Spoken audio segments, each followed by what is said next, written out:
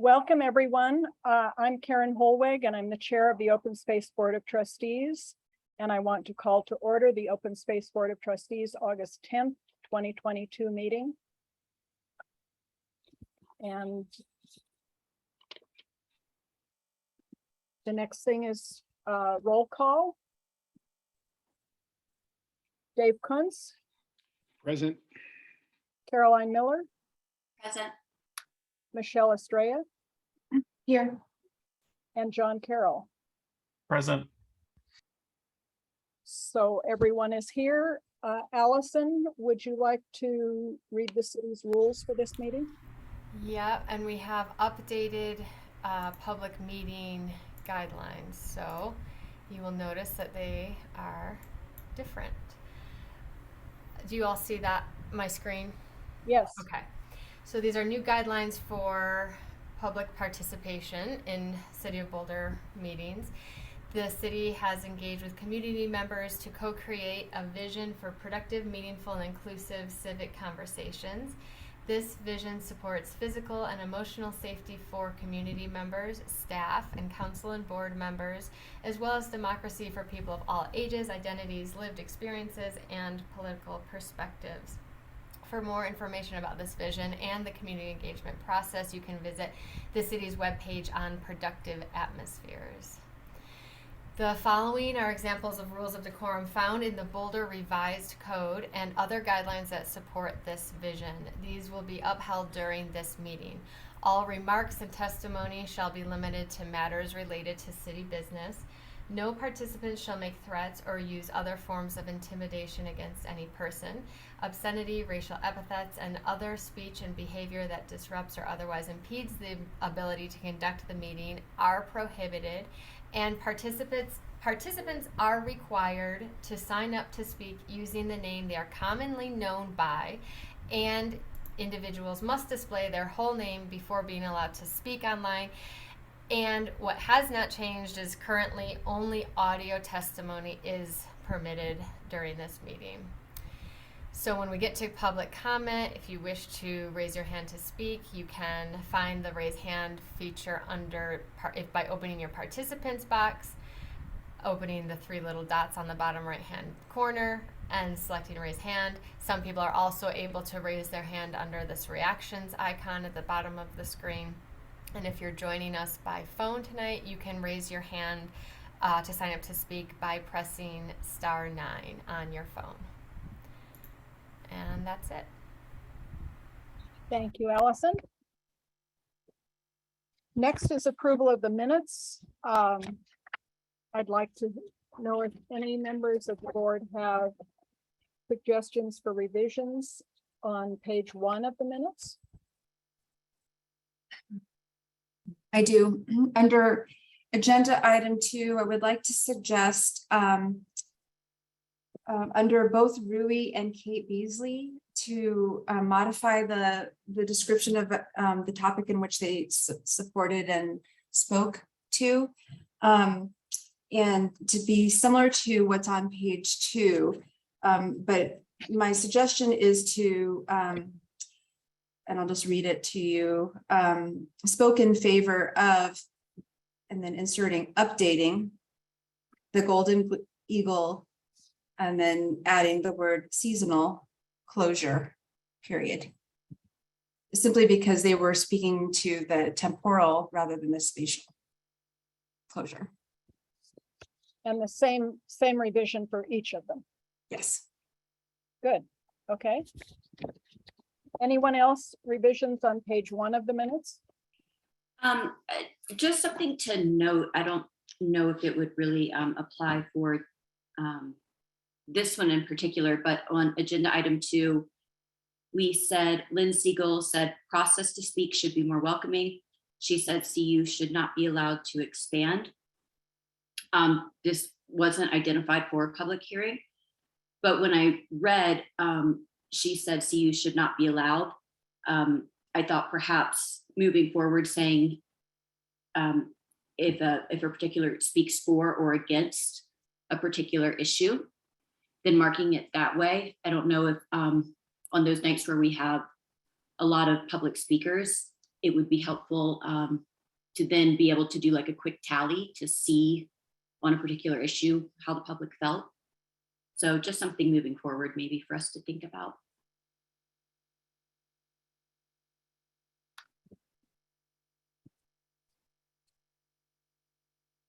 Okay, any other comments on page 1 of the minutes?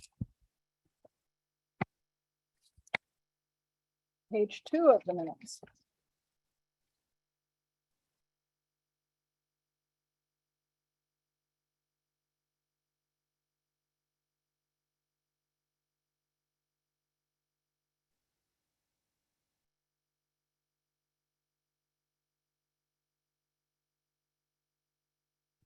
I have a couple of suggestions if no one else does. Under item 6, it was the board chair that designated Dave Kuntz and Michelle Estrella to help build the agenda rather than the board. So the board chair designated. And then at the end of agenda item 6, I'd like to suggest adding a sentence that says Caroline, Dave suggested and John agreed that a memo from Dan and Karen to the board could provide context and explain agenda format changes in advance of the meeting. I went back and I listened to the tape, so I think that captures what the tape shows.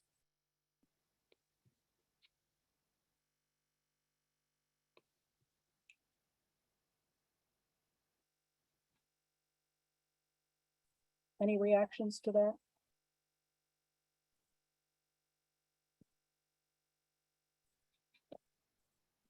Sorry, just I was reading it as you were talking. Where did you want to put? Right above adjournment, at the end of agenda item 6, before adjournment. You want me to read the sentence again? Yeah, if you don't mind. Caroline and Dave suggested and John agreed that a memo from Dan and Karen to the board could provide context and explain agenda format changes in advance of the meeting. Agenda format changes in advance of the meeting.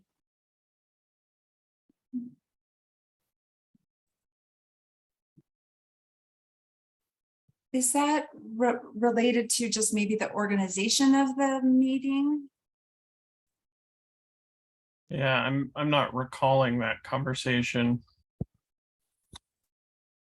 Well, just to make sure, I went back today and I listened to the recording of the meeting. And Caroline suggested that first in the discussion. Dave reiterated it and added the request for context.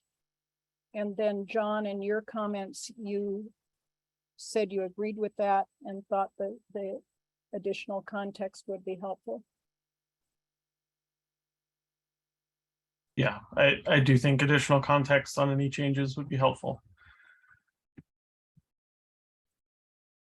And so what was the proposed change again, Karen?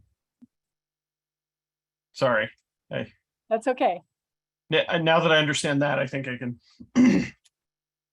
Caroline and Dave suggested, and John agreed, that a memo from Dan and Karen to the board could provide context and explain agenda format changes in advance of the meeting. I'm fine with that. I see Caroline's thumb.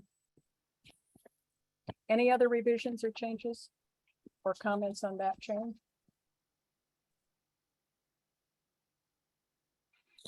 I guess I'm kind of on a roll with these tonight. I didn't even know I was going to do this. So sorry, Leah.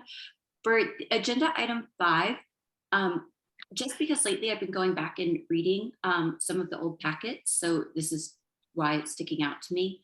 So for agenda item 5, the first paragraph, the last line says, and what the city plans to do in regard to communicating this change out to the community. If when I read this, like if I was going back and reading this a year later, if I didn't remember, I would say, did the city already have the plans implemented and they were coming to us and letting us know the update? Or were we given a presentation and then moving forward from that point, they were going to implement plans?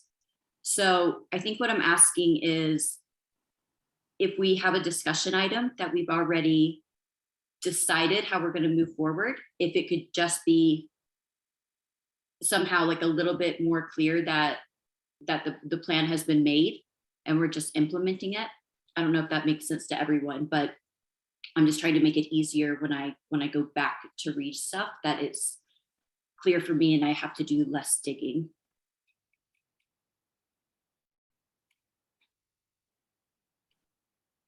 I feel like I had a better way to say that earlier. So are you suggesting a revision in the last phrase after the end?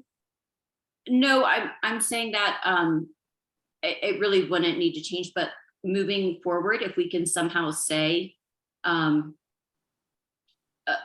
plans, have already been enacted and will be implemented moving forward, or like, staff will come back and touch base with the board again on this in the fall. So it's just easier for me to see if we're like moving forward with tangible outcomes, or if we're still deciding on the process of moving forward. Can I make a suggestion? Like when we talk about, maybe this is an item under our kind of board procedures and how we record minutes. I mean, I don't envision that the minutes are meant to be a play-by-play. They're meant to represent that any sort of actions that come out of the meeting, rather than taking tallies of who said what and how people, how they express themselves. It's meant to be more factual. And if you really want more context, it's in the video document. That's correct. Yeah, That's I mean, how I agree think with the Alyssa. minutes should be, the minutes should be done. And then instead of having and expecting Leah to record any sort of nuances. Yeah. No, I agree with a lot of that, agree. and I've only suggested it just from the past couple of weeks looking back. But before that, I would agree with you 100%. I'm just trying to make it a little easier for everyone if they go back to reference them.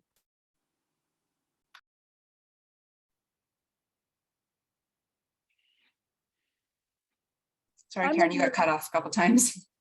I'm wondering if in the first sentence,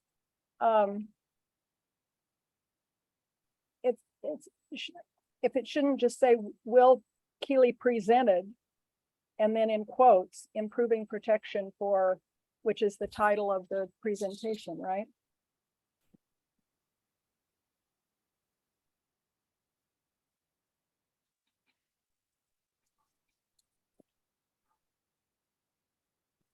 And Caroline, I heard you say that you did not have revised wording for the last phrase. Is that correct? Yeah, it was just something that I noticed, but I don't think that we need to revise it. It was just thoughts of streamlining moving forward. Okay. Any other comments on the minutes? Do I hear a motion?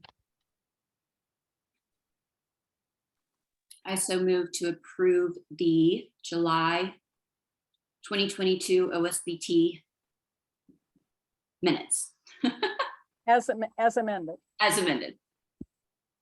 Thank you. Is there a second? I'll second it. Thanks, Oh. John. And a roll call vote. John, Yes. Michelle, Yes. Caroline, Yes. Dave, Yes. and I vote yes as well. So it's unanimous approved. Unanimously approved.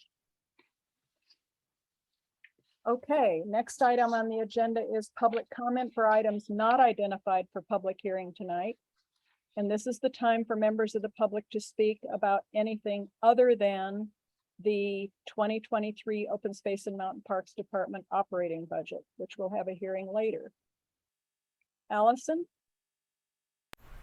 Would you like to call on the people who have signed up or raised their hands and are ready to speak? And I believe they're, Yep. the speakers will have 3 minutes each. Is that correct? Yep, and we didn't have anybody sign up in advance, so anyone wishing to speak can raise their hand now. Okay, well, I see Lynn and Kelly, so we'll start with Lynn and Kelly, you'll be on deck. Give me 1 minute to set up my timer.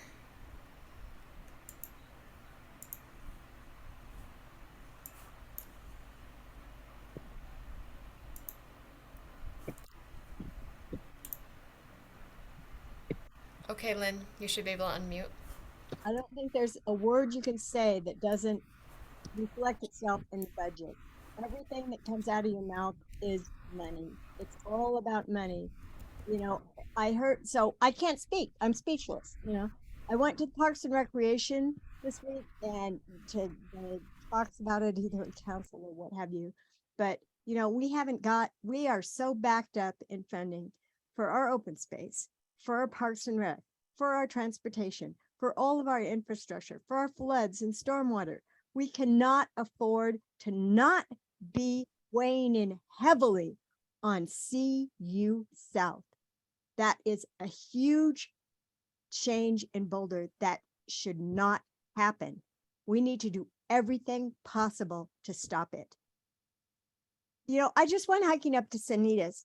Those rock steps, that is friggin' expensive to put all that infrastructure in for the trails. Good God, we can't afford it. How can anyone even be thinking of CU South? Not in your wildest imagination, you know? I want my video. There's no reason I shouldn't have my video. It is so backward, so hick. Boulder is a friggin' hick town to not have video of their public. Now, you want to hear something about communications and civility, how to make communication more positive. The pandemic has caused communication through technology to become something that's done daily by a wider scale of individuals, and the only way we are able to communicate with certain people. Because of this, we tend to be more hostile with our communication and take messages in a negative way. The University of Alabama at Birmingham reports that we become more suspicious about a person and our relationship the less we communicate, especially if our communication is only through technology, and especially without video. I added that in. Even though most of the time the suspicions are only in our head, they're still there and then cause us to act in a defensive way. I'm guilty of thinking that a text or email was sent with anger behind it, or they have a problem with me because it has too many periods, or the word choice they chose to use at the end of the sentence. In reality, they most likely are not angry. They're just using basic grammar to get their point across. Our defensive behavior that is taken out through a screen because we are unable to communicate face to face causes us to burn more bridges than need to be burned. If the email you are reading were to be read aloud by the writer face to face when they are using body language and inflection in their voice, the message would come across differently. I encourage you to take a step back and think if the person is truly upset or if it is just because of the loss of emotion. Meeting in person or communicating on a more regular basis helps to create a productive conversation. Learning how to communicate through technology in a positive way is very important because of its relevance in today's world. That is from Reese Starr, and it's a letter to the editor. And I hope that you'll consider what she said. And I really hope that you can get the video up and bring Boulder into the 21st century. Come on. Thank you. Allison, I think you said Kelly's next. Yep, okay. And I believe Leah has slides. Okay. Kelly, you should be able to unmute now. Okay, can you all hear me? Yes. Okay, oh, give me 1 sec here. Before you start the timer, I don't want to be full screen on my computer here. Okay, I'm ready.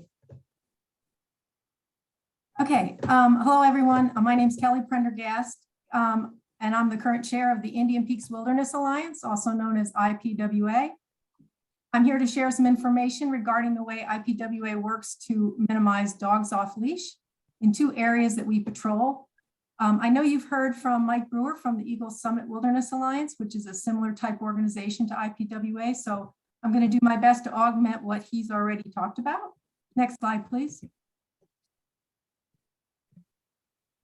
Hold one, sorry. There we go. Here's some quick background on us. Our organization was established in 1985, and shortly thereafter, we became an official U.S. Forest Service partner with the Boulder Ranger District.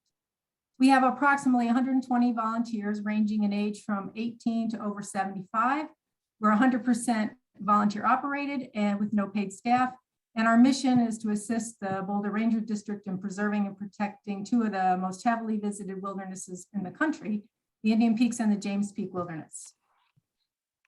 Next page. All right, so give me 1 second here. There we go.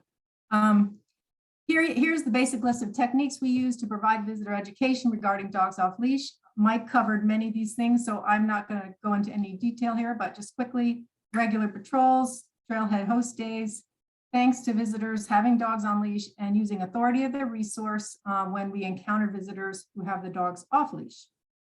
Next page. Now, here's what I really want to highlight for you.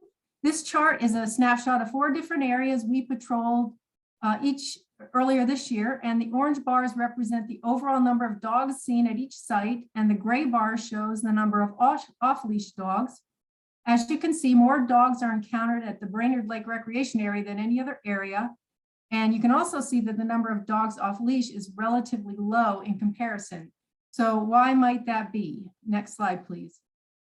Looking at the patrols completed on the left side, that pie chart, you can see that the Brainerd Lake area, shown in gray, had the most patrols of any of the other areas, almost triple. And yet correspondingly, you can see on the right in gray, the number of dogs off leash is very low. Now take a look at the 4th of July area, which is in blue. And you can see that there were far fewer patrols. And on the right, in that pie chart, you can see that there was relatively to the number of patrols, there was a very large number of dogs off leash. So we recognize that this is largely a correlation, not a causation, but it is a positive result nonetheless. So next slide, please. So our takeaway is that a uniformed volunteer presence in the field and person-to-person education helps to improve leash regulation compliance. And that completes my presentation, and I'm happy to answer any questions you may have. Thank you. Thank you, Kelly.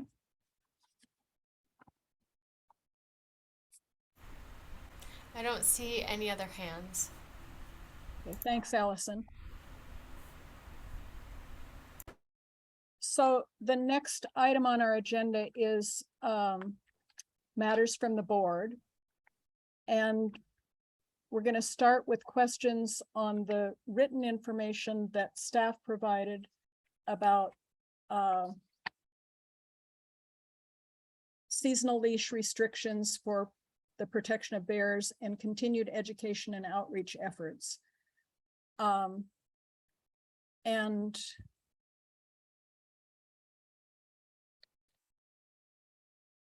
I'd like to ask if there's anyone who has questions about that or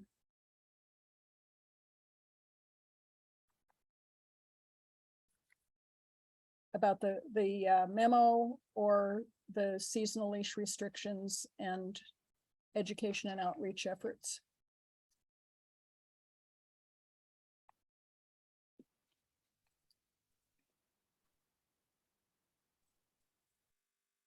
Dave, it looks like you, yeah. Yeah. I saw you click on your computer. Just warming up. Yeah, I have a question. I found the memo or the information to be good and appreciate that. The question I have is a continuing concern, though, is how are we assessing or analyzing the information that we're collecting on these various management actions that we're proposing? I didn't see that in the memo, and I think as part of adaptive management, we certainly need to have good data and accurate analyses in order to understand what's happening on the ground, and then also to base future decisions on. So my question is, what's the assessment part of the whole effort, and how are we going to do that? Maybe I'll try that, Dave, if that's okay. I think, are you asking about like understanding compliance rates on seasonal leash trails? Is that what you're referring to? Yeah, I mean, we're proposing, several different actions or various actions. And I guess what I'm wondering is, in an adaptive management context, how are we getting the information that we think we need in order to evaluate the effectiveness or success of those actions? Okay. Yeah, we do not have any human dimensions monitoring scheduled for that issue this year. We didn't have the capacity to do it. However, one of the reasons we're not focused on that is because we have questions about whether the approach is the right one from a management standpoint at all. And that's why we're going to be looking at an assessment of bear habitat, and is the habitat changing? Should we be doing a different approach on managing dogs? Does it even matter whether they're on leash or on corridor? All the different kind of approaches that we could potentially use. That's what we want to look into, and what we'll be doing this year, while we also step up our engagement and information to the public around the requirement of keeping your dogs on leash. So how are we evaluating those though, John? I guess, when we're saying we're assessing that or taking a look at that, so what kind of information, or how are we collecting the information upon which we can kind of decide whether in fact those things are necessary or working? Yeah, like as we reported to you last year, we will continue to monitor anecdotally with the rangers who are on those trails, and monitoring them during the seasonal leash closure to see how many contacts they have. Are they seeing a lot of people without the dogs on leash and having to issue citations or warnings to the public? So that's been our sort of ongoing informal monitoring of what's going on, and staff get a pretty good sense of how things are going, but the statistically valid monitoring that we do with the human dimension staff, we're not planning to do that this year. We may in future years. And I have one other. Yeah, Dave, I would also add that, although we're not out there doing a robust HD study like we do periodically and then report out on it, in which now we're taking actions based on that report out, there is, and I think we put this in the memo, there is body of knowledge out there to look at what is effective in terms of changing behavior. And it's a combination of, yes, signs can do some things, but it's also what also is effective is person-to-person contact. And so that's why we are planning to have our outreach rangers up there starting next week on a more consistent basis, while we're going to be having focused patrols over the next month up there to increase our presence in the field up in these areas, and to increase, one-to-one sort of verbal communication in addition to the signs. So while you're right, and I guess, well, I don't know if John is right, we're not going to be doing formal surveying like we did, and we just reported out to a year or so ago. There is a body of knowledge that says that one-to-one contact, verbal sort of education combined with signage, it is effective, can be very effective. So. But we won't be doing any monitoring, Dan, other than our informal checking. So Basically, we're depending on the ranger logs or reports as far as the information that we're going to be using to determine the success of those actions. Yeah, yeah, we will. So as I kind of mentioned, we need to look at the foundations, the assumptions behind all this, and that's why we're going back and looking at bear habitat and our understanding about what is effective for bear protection, what's necessary for bear protection. That will then lead to potentially some changes to how we would want to manage, from an adaptive management standpoint. And then if those are implemented, then we would want to do some formal monitoring down the line to see if those changes actually had an impact on bear protection.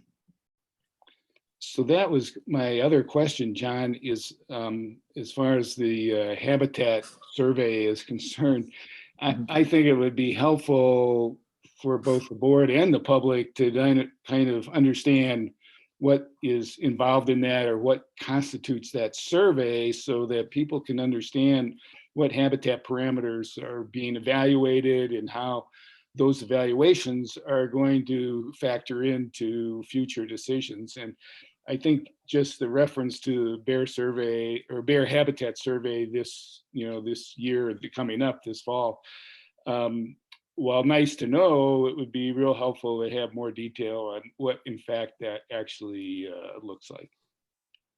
Okay, sure. We can put together some information for the board on that. Great. Has that been done in the past? Is this a repeat of something that's been done previously, John? The wildlife staff routinely monitor bear habitat as they do for many species, Karen. This will be a more qualitative assessment for the particular areas where we had seasonal leash requirements, which I believe were put in place prior to a lot of the bear monitoring that we've done, recently. It was more a reaction to, I think, visitor conflict that occurred. And so that's why we're just not totally sure that the bears are still using those areas in the same way. Things shifted quite a bit following the 2013 flood, as you know. And so, we just want to catch up on our sort of the reasons why we're doing certain management actions and just understanding and making sure that we're doing the right things. Caroline, do you have a question about this specifically or something else? About this. Go ahead. About this topic. And I just wanted to make sure that I didn't miss anything. The discussion on bears, and I think Karen just asked this question, is it just the time of year that is something we're factoring in right now, like bears as opposed to, any other factor? Yeah, it's both seasonal and locational, Caroline. So we want to understand if activity is shifting due to changing climate, but we also want to understand, is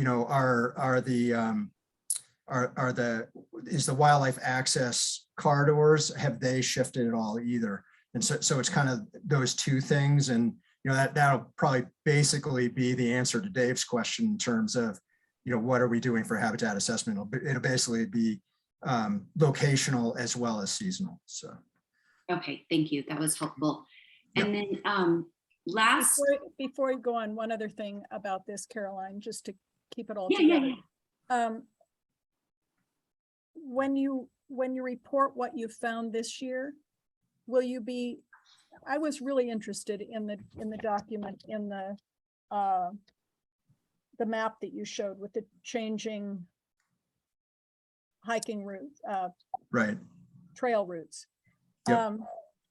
In the report on the bear habitat assessment, will you be showing multi-year observations and changes, or what can we expect in terms of the assessment that will be coming back, I guess is the question. Well, for example, if you look at, so I think you're referring to the the map that showed the changes in Skunk Canyon. Yep. So what the wildlife staff will look at is, now that we have changed where that trail is, do we have less potential for impact or conflict between bears and people? And if so, should we take a different approach on those trails? That's sort of the question that we're trying to answer, that we'll be trying to answer this fall.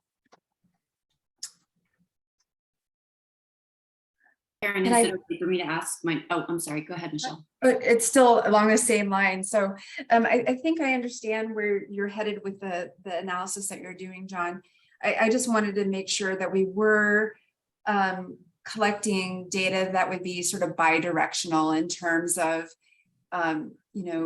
regarding seasonal leashing, including, adaptive management is a two-way street, and perhaps getting the data that would allow us to remove seasonal leashing altogether. That's one. So we'll look at that bi-directionally, Michelle, for sure.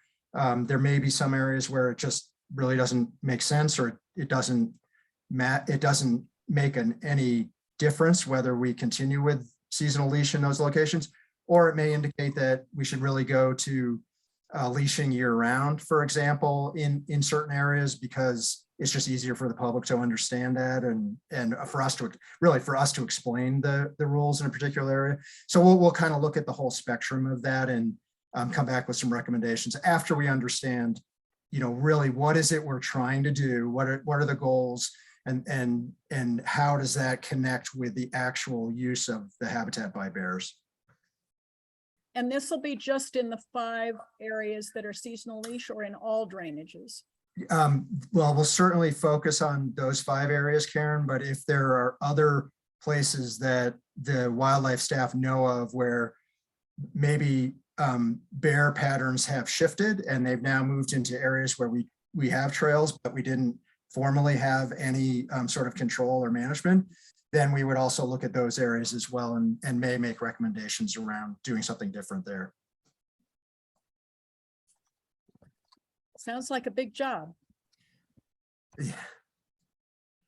With a lot of variables and a lot of components to it. Sure. And I guess my only other question about this before we move on is whether you'll look at the need to do any habitat restoration. That's a good question. Yeah, I think certainly if the wildlife ecologists see, I mean, that's kind of part of their ongoing work anyway, to assess that sort of thing, but it would be good to also keep a focus on that from a bear habitat standpoint through this evaluation. So yeah, thank you. Okay, and my understanding from the memo is that you expect to come back with the report in 2023. Yeah, it's not likely that we'll have everything put together and analyzed by December, but we'll try to bring it back as early as we can. Thank you. Mhm. Caroline, back to you. Thanks. That was good timing. I think that kind of wraps up. So I'm looking at something from September of last year that was talking about what you guys had said, that Human Dimensions was currently in the process of repeating the 2016-2017 system-wide visitation monitoring. System-wide estimate will be available in 2022. The data from long-term monitoring locations is available at OSMP Visitation Data Explorer. Is that out now? And if so, is that still the link I would go to find that information? Yes, that's right, Caroline. You can go to that link, and that should be updated information and data there.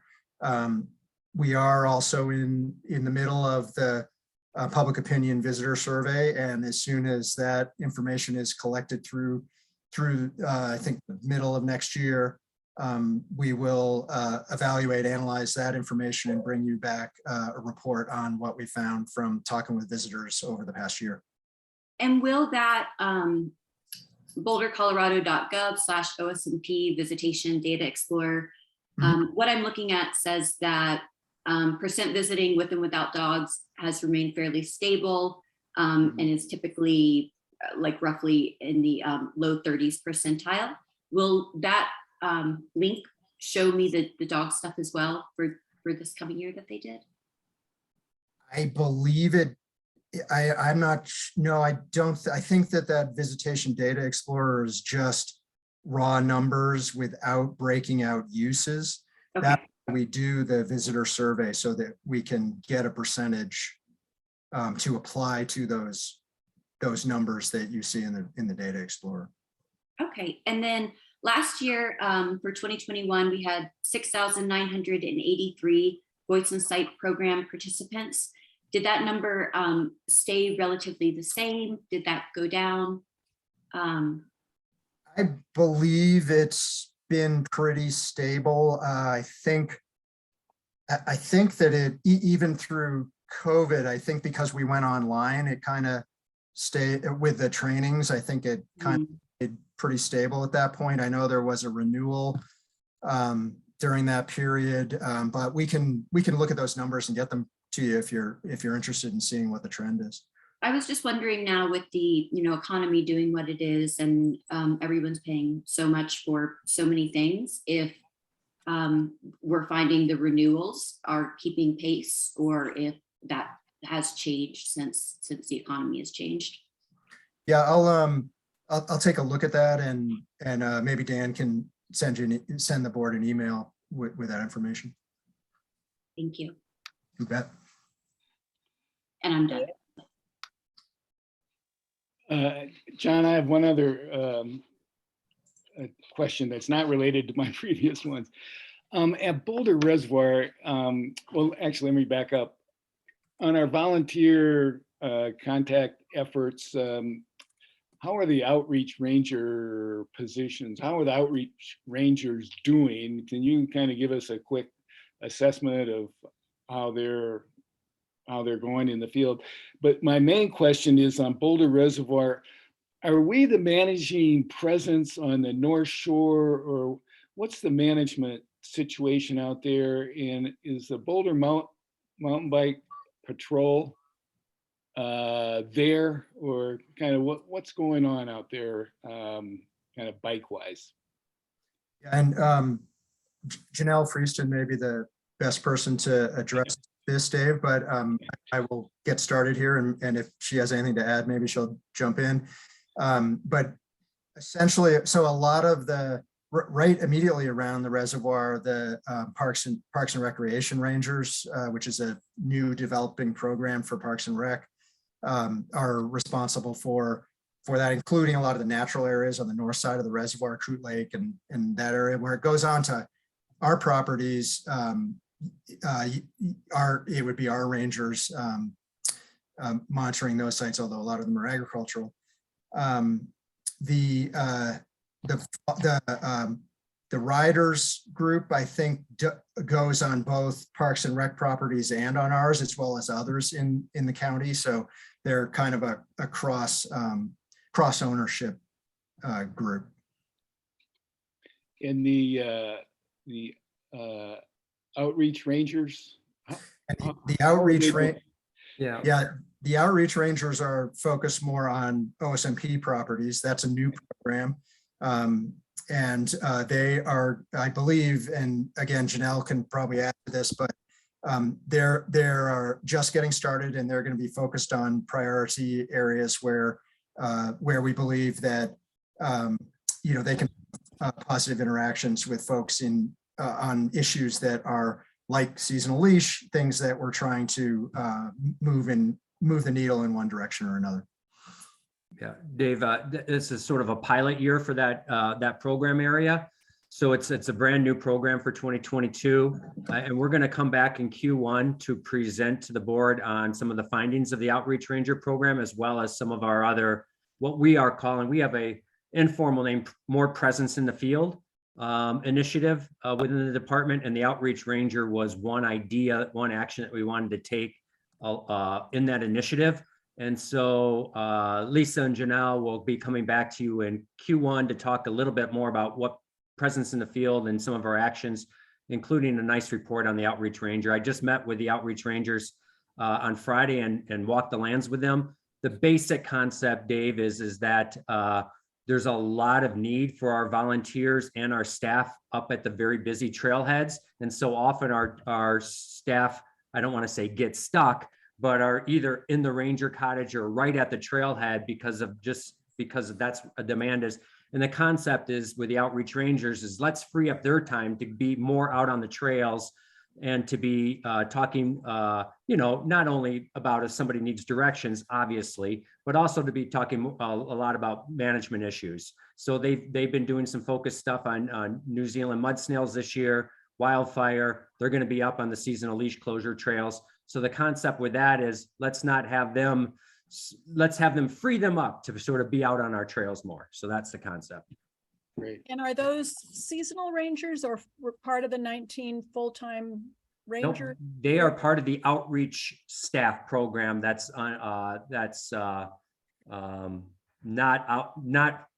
not embedded. They get training from our rangers and support from our rangers, but they are not formally part of the ranger. They are not limited commissioned. They're not fully commissioned. They are education naturalists. So they are different from rangers. So they're more of an outreach staff, but sort of doing a patrol like a ranger. So like patrolling. On the budget table that we have, they're not under the 19 rangers, they're under the 5 education staff. Yeah, maybe Janelle, if you would, as far as where they live, they're under education and outreach, but. Yeah, I can confirm that later, But but we have all these good budget numbers this year. yes. Yeah, with this pilot, to my understanding, it's those 2 outreach rangers have been in Lisa Dieroff's in the education side. So you'd see them in the budget there, but I can confirm with you. Yeah. And I wanted to add something else about the interagency bike patrol, Dave. So yes, indeed, they are trained. The Boulder Reservoir is one of the locations where they are allowed to patrol, of course, only on the trails where they're allow bikes at the Coot Lake area. And currently we receive their patrol logs and we forward them on to Parks and Rec staff. And there's about usually 10 to 12 of our 80 plus bike patrollers who are patrolling that area. And also a reminder that Parks and Rec did hire their first ranger for the Coot Lake area as well. So just wanted to add those other pieces in, and we look forward to coming back to tell you more about presence in the land, the other aspects of presence in the land, as Dan mentioned, in 2023. Great, thanks. So you've just implied that there are data logs that the BMA Bike Patrol submit. Correct. And I guess my question to John Potter is, will the what are they called? Outreach rangers and volunteers that are on the seasonal leash trails, will they be also submitting logs? John, I can take that one as well. So currently, yeah, actually our current trail guide program. So again, we have about, well, I could let Debbie confirm this with me, but about 50-ish volunteers who are trail guides. Good, she's letting me know. Okay, great. And they already do submit a report. They submit it through our Count Me In system. So if they were to go out on a trail, and as of now, the volunteer trail guides can hike wherever they want, whenever they want. We can guide them. Like we reminded them, hey, seasonal leash is coming up. If you're in that area, please, make sure to be up on this new regulation. So you can be that friendly face out there to remind folks that they are entering a seasonal leash. And so then they would go back home, report that and Count Me In, and they let us know what trails they hit, how many people they talk to, and that sort of thing. So yes, we have been capturing that data for. And do you get data of how many dogs were on leash as opposed to off leash? I would have to confirm. Debbie's on the call here. She's the one that receives those reports. So we can get that information to you, Karen. Because that would be another interesting thing when the operational evaluation report came back to the board. Thank you for that feedback. I'm eager to hear more about the Rangers and the Raptor data. I think that will be done later on in the agenda under the, great. Okay, so I won't go into that now. Any other questions on seasonal leash restrictions and continued education and outreach efforts. Okay. We will now turn to Dave and Michelle, who have been working as a committee to get ready for our retreat. Dave, would you like to begin? Yes, thank you. I'm going to take a couple of minutes and just set the stage for our conversation tonight on the retreat, and then hand it off to Michelle shortly, who will kind of shepherd and guide us through our conversation on topics that we'd like to consider to be on the agenda for the retreat. A couple of things, again, just to remind the board, this is a chance for us, the board, to get together and talk informally about items or issues or topics that are important or interesting to us. And so it's a meeting that I think, and Michelle, I think all of us think is very important. We do have it annually, and I think the outcomes of our informal conversations are both helpful and instructive for the rest of the year. So the meeting is very important, and the topics for the meeting, deserve careful attention and participation. So we're headed in that direction. A couple of things, two things that we need to take care of right away is agreement on the date for the retreat. And as all of you saw in the memo that Dan sent out earlier this week, the two dates that we were looking at are the end of September, the Wednesday, September 28th.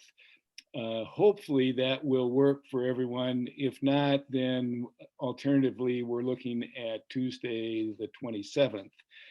And again, to remind you, the three of us thought the retreat last year, while very substantive, kind of waned at the end. And so we thought we ought to have the retreat less time than we devoted last year, so that our attention could be focused fully during the full time of the retreat.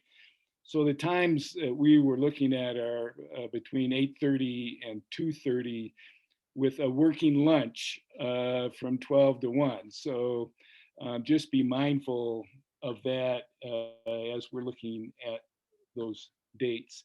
The other thing that I want Dan to jump in real quickly on is that we all agreed that we wanted a face-to-face meeting. It looks like that needs to happen at the hub, but I wanted Dan to kind of update us on what his sense of the city's position on face-to-face meetings currently is, and looks like might be in the future. Yeah.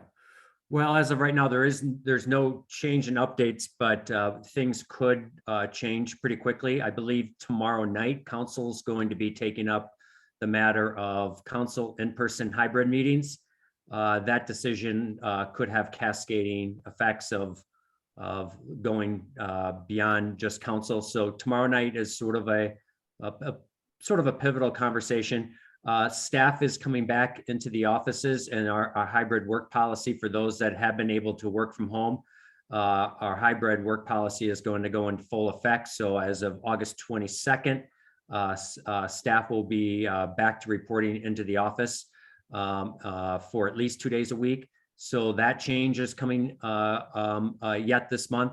So I'm expecting, Dave, I don't have any definitive information, but those two, that decision and the conversation with the council is going to, in my mind, likely to have an effect on where we go from here. So as of right now, it's unknown where the retreat could be done in person. Our hope is that it can be, and I expect some conversations to happen at the city level yet in August, and so. I would expect by the time we report back to you all in September that we might have, we should have some really clear decision making on that. Great. So Thanks. I assume Dave and Michelle, that you are both clear on Wednesday, September 25th from 8:30 to 2:30. Is that right? That's the thing, is when you're on the committee, you get to make sure that schedule works for you. Okay, so let me ask John and Caroline. Yeah, I Yes. heard from John. Thank you, John, for, I think he's good to go. Caroline, I don't know if I've heard from you, so we just wanted to confirm that we have all 5 of us. I'm good for that. Okay, great. Okay, that's, so we're definitely on Wednesday, September 28th. Yep. Great. Great, okay. And we'll keep everyone posted on where the meeting will be and how that will actually unfold. I just wanted to real quickly give the board a sense of where we're headed on developing the agenda for the board retreat in the next month or so. So as Dan mentioned in the email, after tonight's conversation, if you do have some other thoughts or ideas or suggestions on agenda topics, if you can get them, email them to Dan by next Friday, a week from Friday, so Friday, August 19th, that would be very helpful. And then Michelle and I are going to meet at some point that following week and go over all of the ideas and topics and explanations or descriptions and start pulling together kind of a draft meeting agenda. And then the 3 of us, Michelle and I and Dan, will meet on August 31st to start looking at finalizing the agenda for the retreat, so that we will have a final agenda by Labor Day week, which will then go into the packet for the meeting on September 14th. And then we will have our board retreat 2 weeks after that meeting. So that's kind of where the schedule for our little subgroup for the next month or so. So, Good. yeah. So with that, if there are no other questions on kind of schedule or logistics, I'm going to hand it off to Michelle and we'll start talking about topics. Just a cautionary note, we don't have a lot of time, and a couple of things we do want to do is we want to know for sure what people think are appropriate board topics. If there are topics of interest, but folks don't think that necessarily they need to, I don't mean board, I mean retreat topics.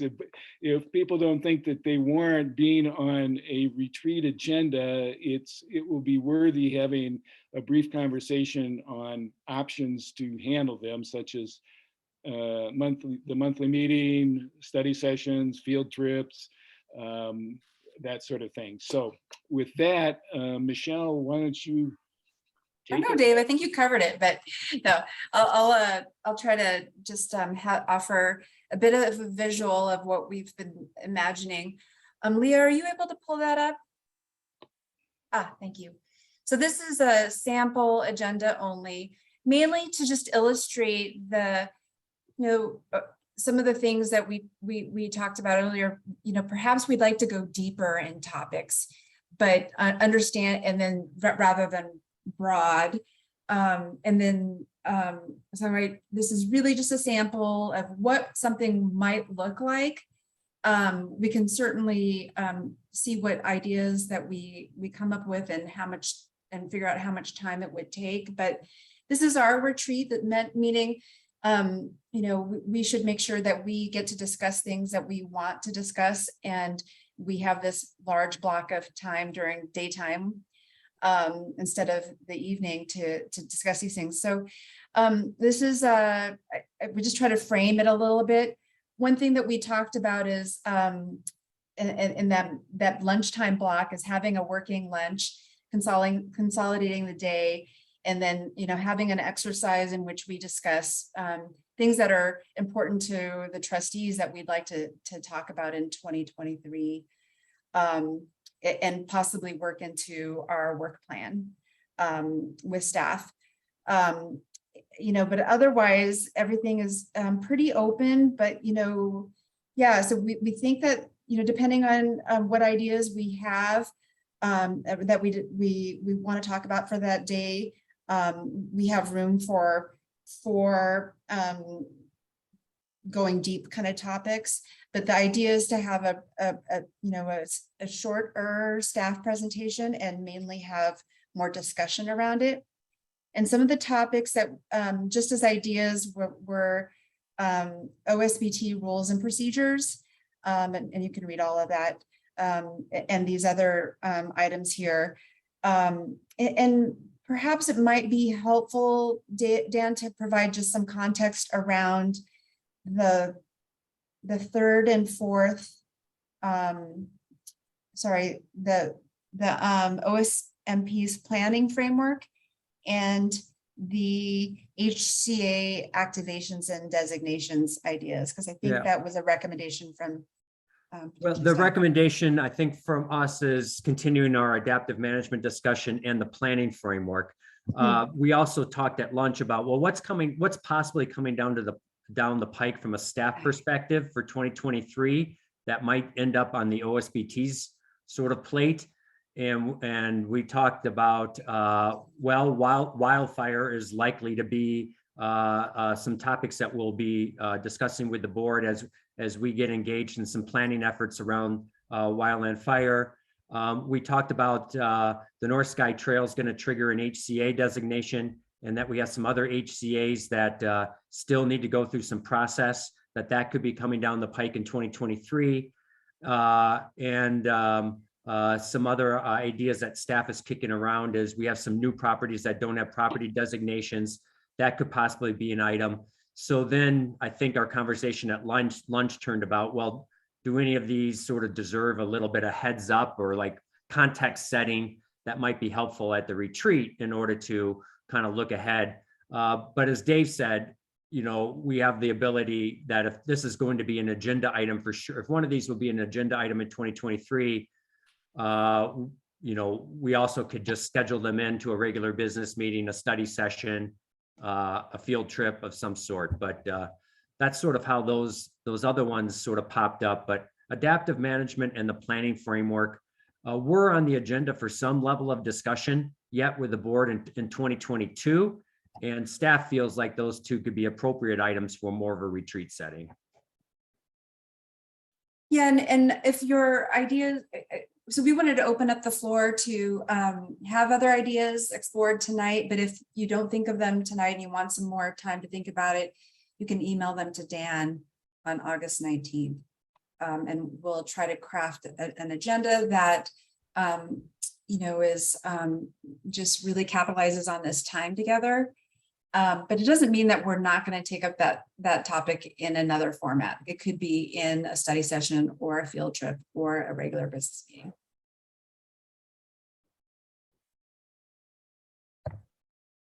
Does anybody want to add any other ideas to this? Oh, sorry, Dave, I talked over you. Well, no, I was just going to say if maybe we can start, if anyone has any specific thoughts on this list, that would be helpful. And if, again, as you said, if they have any further ideas, that will be helpful as well. Just to put it out there, my apologies, I have moved and my physical notes for tonight, I cannot locate, and I did not have them on my computer. I was just writing them. So I will add more to Dan's email that I'll be sending. I don't think it would really fall under rules and procedures, but also looking at what a board of trustee is really supposed to be doing. I know that we're a bit different than some of the other boards and commissions. So really what being a trustee entails, and just making sure that we are covering all bases and doing our job properly, and expanding out or shrinking as need be to fill the job requirements. In keeping with that, I'd like to suggest adding a little bit more. This again is probably under the category of rules and procedures, but there's been a group called Dialogue Boulder that's a multifaceted group that's been meeting with city council members and with staff about how to make the boards more of the center for public participation and how to enhance the kind of public participation that's engaged by the boards. And I would very much like to see a discussion around that and which of the Dialogue Boulder suggestions might be incorporated into how OSBT operates. Are you saying like for us to like talk about the community engagement opportunities?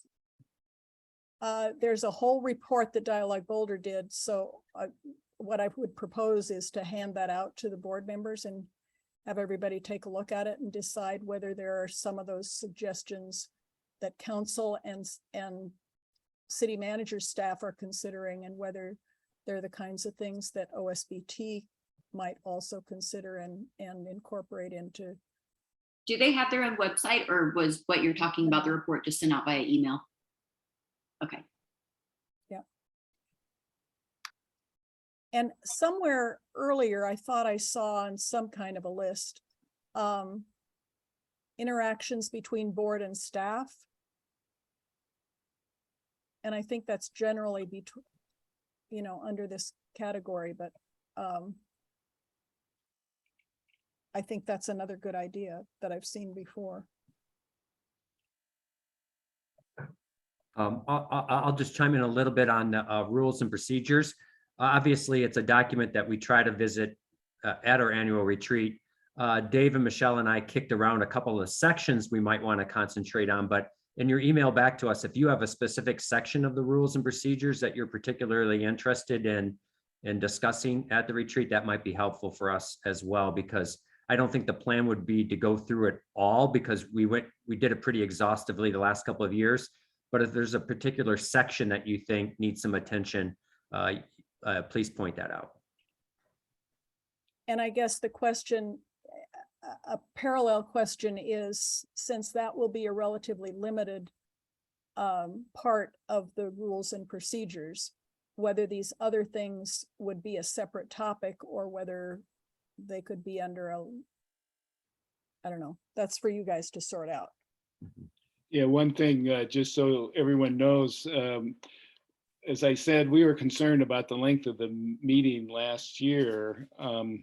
And so thought that the rules and procedures discussion probably would warrant being in the afternoon after lunch rather than necessarily being an initial focus, so that, you know, the topics of great import that are not so administrative or bureaucratic would be a focus in the morning, and then we kind of come back around and talk about some of the administrative stuff. Another question that I have, and this is based on the city's request that each department have a dashboard, and the kinds of dashboard information I've seen for other departments like Parks and Rec and Utilities, is a question about an OSMP dashboard, and whether there's something in the works already by staff, or whether that's something that the board might brainstorm and from a public perspective identify some kinds of information that might be of interest and useful to members of the public.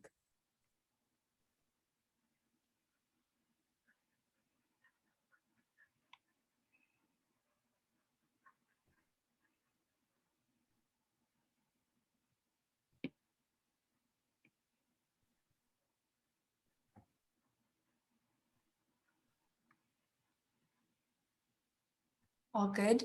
Other ideas? Otherwise, you can email them to us. And I think, how did we do this last year? Like we have this sort of draft list, and these are the, if I had to prioritize 4 of these things, do you think that would be something that you could do, knowing that we do have, I mean, yeah, or maybe you could prioritize them 1 to 5 and say these are the, and we can see if we can get some consensus around it. Well, Dave it work, also or- suggested that some of them could be field trips or what else? Right. Study So which sessions? ones we would want to prioritize for Oh, the yeah. retreat? And if they didn't make it to the retreat, we would try to slide them in a different way. I just think some of them are more appropriate for another venue. For instance, adaptive management, I understood that Brian Aneker was going to come back with best management practices for adaptive management, and that might lend itself well to a study session if it's intended to be a larger discussion with the board. So that kind of sort, Michelle, I think might be important as well. Right. So in terms of, yeah, you could say hypothetically that adaptive management, you would rank that as number 6. And the caveat being that we wouldn't prioritize it for the retreat, but it would be addressed in a regular meeting. In a study session. Or in a study session. As opposed to a regular meeting. And I wouldn't put it number 6. I think it ranks right up high there, like number 1 or 2 in terms of ranking of topics. But I just think functionally for, pardon me, for working on it, I'd rather work on it in the context of a study session because I see it being a major presentation by staff because they've been working on it for a year. And that's why I think it's less appropriate for a retreat item. Yeah. So that might be a good example of something that we want to talk about thinking ahead to 2023. We would have, a number of these suggestions, and then while we're working over lunch, we could agree on, what makes the most sense as far as the forum for those discussions that don't make it to the retreat agenda. Caroline? Just keeping in tradition with what I said last year, since you're talking about a study session, I just wanted to state that I support that. I support picking a date for a study session tonight, or if we do not do that, coming to a consensus that we will have one in 2022. Just wanted to put that out there, and I'll probably do the same thing again next year too.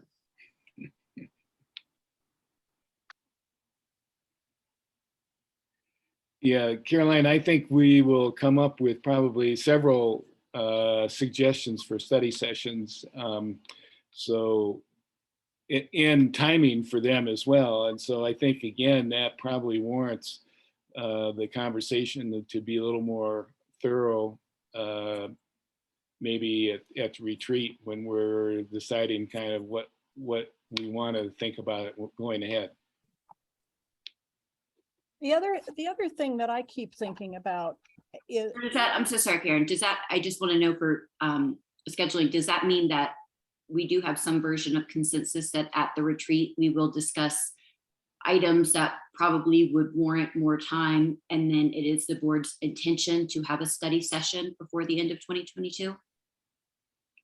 I don't know that we're agreeing on that we're going to have one in 2022, but that is something that we are that would fit in nicely during our working lunch of thinking ahead of 2023 and what things should we study. Okay, cool. I just like to know where we're all at.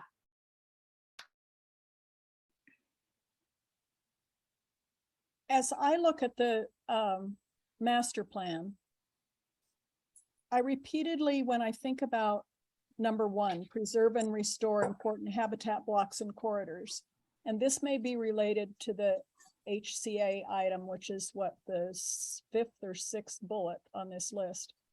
I repeatedly think about studies that have been done by OSMP and whether master plan item number 1 is best addressed by doing a repeat study. For instance, a repeat of the rapid assessment of invasive weeds on Springbrook Loop area, or a repeat of the scat boards that were done to look at the mammal populations in the southern part of the system, or some repeats of studies of bird populations or deer populations. Because what I would like to know is for master plan EHR number 1, whether we've identified the preserve and restore important habitat blocks that need to be focused on. And it seems to me by doing repeat studies, we could see the improvements or the degradation of habitat blocks that we have data on.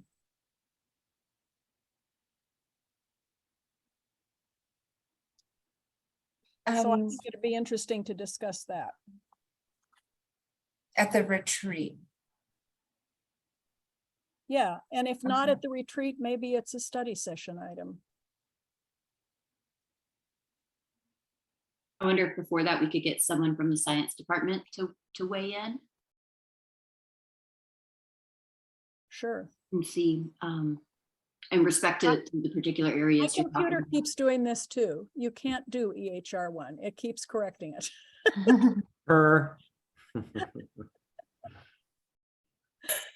Thank you, Karen. That made me feel better.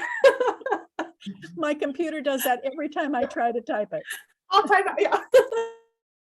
Karen, I have to turn off my camera for just a moment, but I will still be able to hear.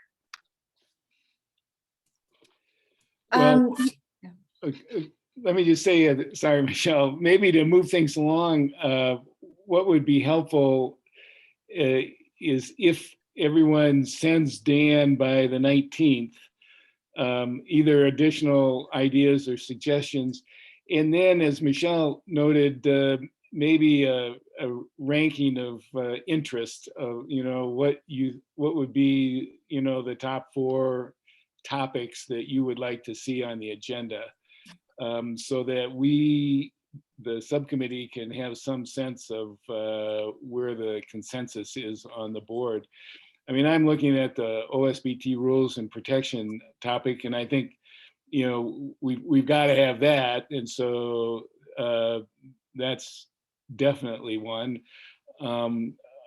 Personally, I think wildland fire is an issue of obviously of extreme interest and importance, and we would be well served to start having our collective act together and know kind of where things stand and what needs to be done sooner rather than later. So I would certainly see that as a topic that would warrant further discussion or conversation by the board. So it's things like that if people are so inclined, that would be helpful. And then Michelle and I, with Dan's help, can kind of fit that into the agenda. It seems to me we need a total list coming back to us to be able to do that.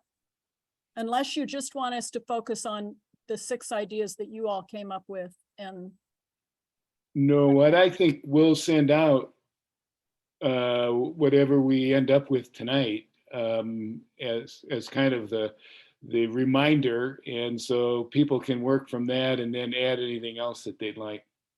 Yeah. And then after August 19th, we'll get a list back to prioritize.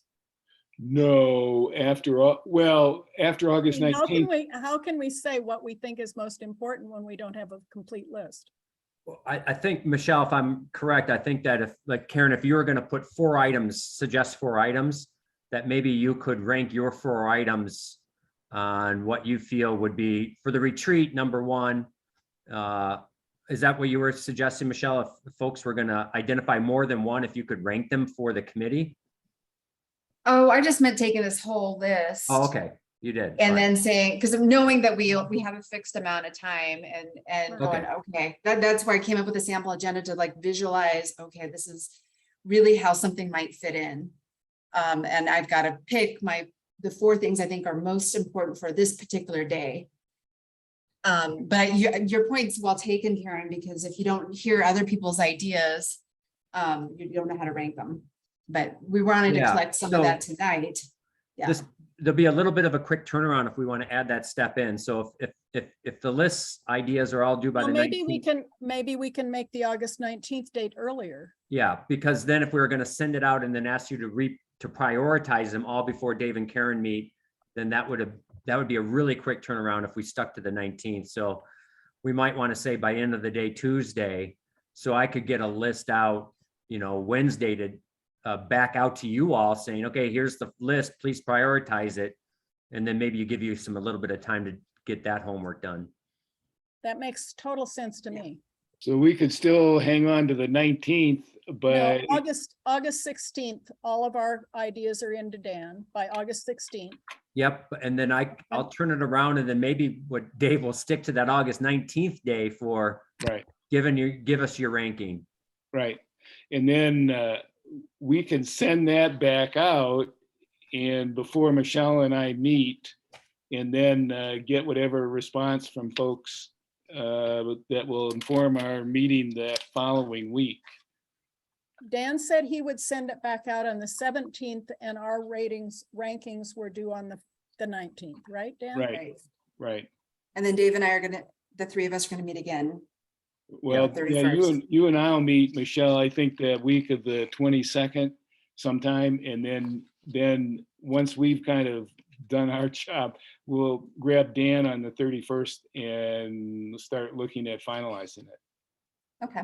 Yeah, and just a heads up, transparency. I think one of the roles that I would play with this subcommittee is if I know one of these topics is going to be a topic of a conversation that we're going to have on the agenda coming up in the next 3 months or so, that would probably, I know wildland fire, there's a lot of stuff going on, but some of it's it's not quite known. And so I'm just suggesting it might be premature to prevent a comprehensive picture in September, but in December, we might have the whole, a lot more to report on. So I think that's where I could be helpful in a conversation with Dave and Michelle. Thanks. Okay, it sounds like we got a plan moving forward, and thank you, Dave and Michelle, for leading the charge on this. So just to reiterate, Karen, so the 16th, we'll be looking for whatever contributions, both for ideas and rank, well, for ideas. No, for ideas. just ideas on the 16th to Dan. And On the then we'll 17th, we'll get a combined list from Dan, right, and the rankings are due on the 19th. right, right. So the 19th is still an important date, and the 16th and 17th are interim dates. Okay, are we ready for the budget? Touch number 5. Thanks, everyone. Thank you. Yeah. Well, Karen, you just stole my thunder. This is touch number 505. So just to remind us all, we've been starting to come before you in April, talking budget, and this is our last of our sessions as budget starts to get more into the hands of eventually council, which will have a study session coming up in a couple of weeks, and then some approval stuff coming up in October. And so with that, for our last touch on operating, I'm going to turn things over to Cole and Lauren to lead us into this conversation. So I believe, Cole, are you up or is Lauren? I am. Okay, great. Yeah, thanks, Dan. Hello and good evening, trustees. As Dan mentioned, my name is Cole, and tonight Lauren Kilcoyne and I will be presenting the second and final touch of the 2023 operating budget. Lauren is filling in for Sam while she is out on maternity leave. So congrats to Sam. Mother and baby are doing well. So wish her all the best. Moving along. We're nearing the end of the budget cycle here tonight with the second touch, and which will go before City Council starting on October 6th. So we have a pretty brief presentation tonight, starting with the budget process updates, some follow-ups from our July business meeting, and some time at the end for clarifying questions, public comment, and recommendation. So OSBT is continuing to work with the finance department to finalize our budget materials for 2023. The planning board will review our CIP on August 16th, and City Council will review the recommended budget at a first reading on October 6th and a second reading on October 20th. As a follow-up from the July business meeting, we have received updated personnel expenditure modeling from finance, which is typical for mid-July each year as refinements happen at the very end of the process. The latest personnel model for OSMP, our operating budget included changes to benefit rates and salary bands. And we also learned that the city intends to adjust revenue projections from the most conservative of the University of Colorado's projections to the median. Any new revenue projections will be reflected in documents for the city manager's recommended budget in the coming months, but we won't revise the 2023 budget as presented here tonight.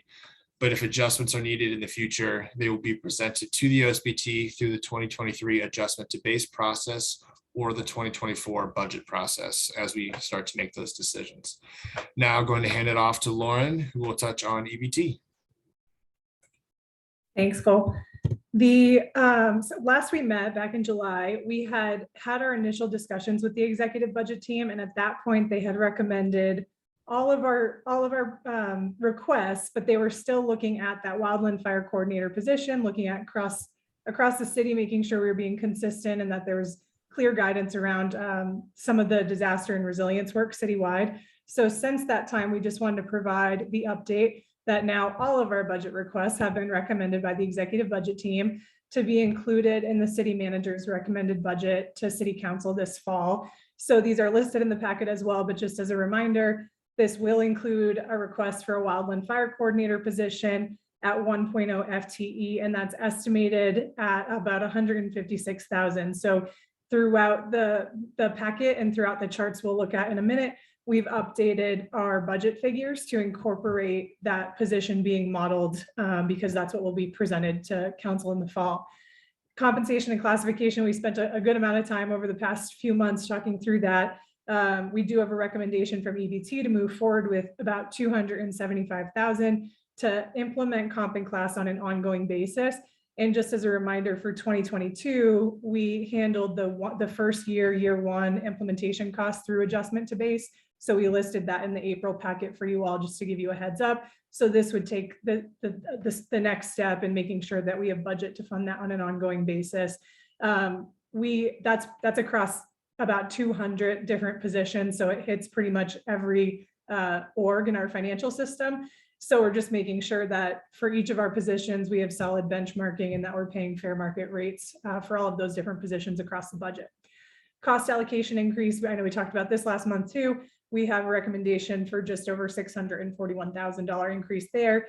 And then increases to operating costs are around 150,000, spanning these four specific areas that are listed here on the slide.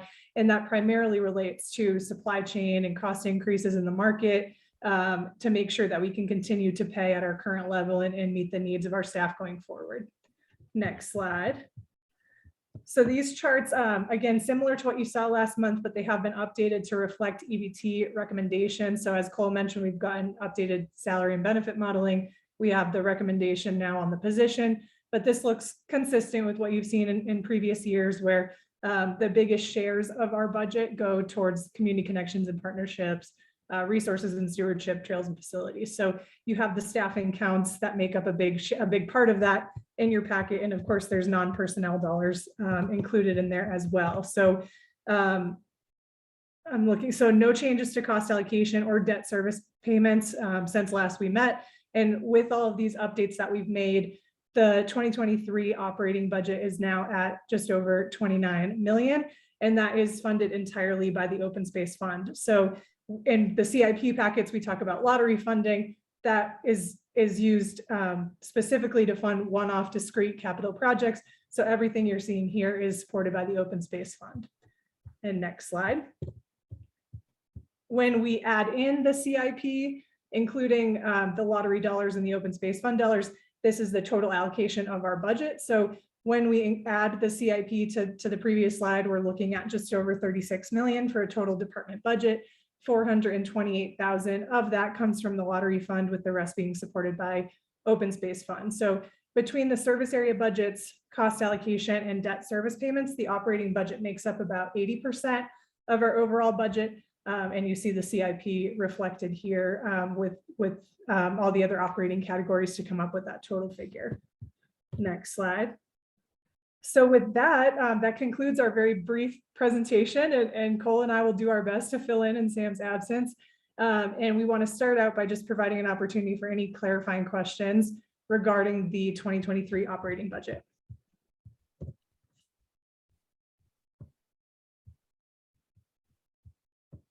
Great, thanks, Lauren and Cole. Questions?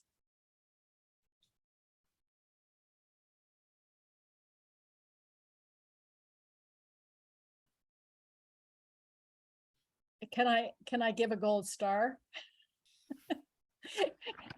I You're such wanna a give- teacher. We'll take it. I want to give Cole and Sam and Lauren a gold star for getting the open space fund financial horizontal and in a little bit larger print. Wow. Hey, we'll take our wins where we get them. That's great. And I think the lack of questions may be that you've done such a good job answering questions for the last several months. Yeah, and just a reminder, these would be clarifying questions at this point, and then Karen will need to go into the public hearing portion of the night and then back to board, or yeah. I'm delighted to see the wildland fire coordinator's position solidly on this list. And I have a quick question of clarification about it.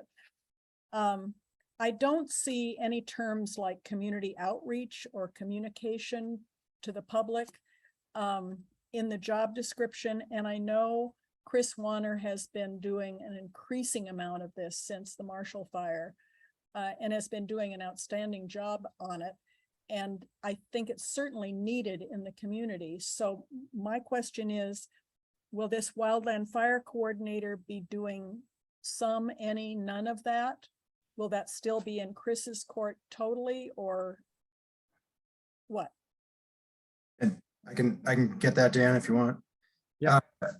Yeah, Karen. So the outreach to the community is very much a part of the full job description for this position.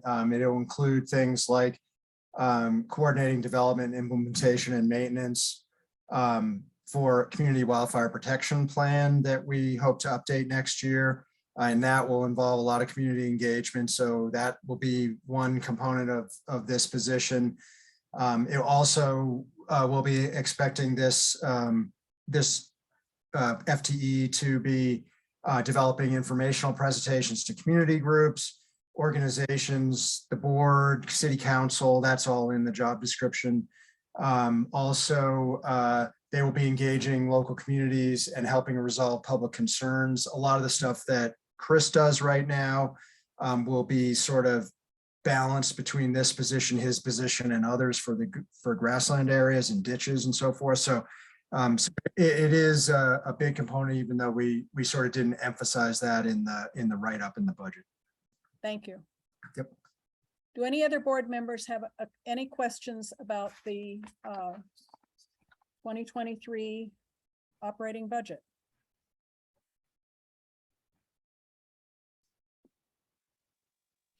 Then I guess we're ready for public comment.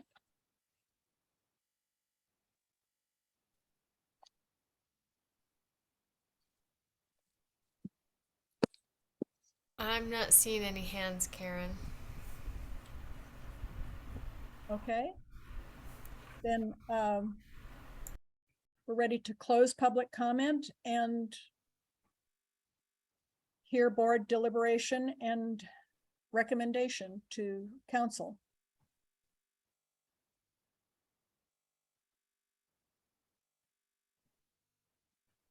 And I know we have, whenever we're ready, Cole, that final slide has some draft motion language if and when we're ready.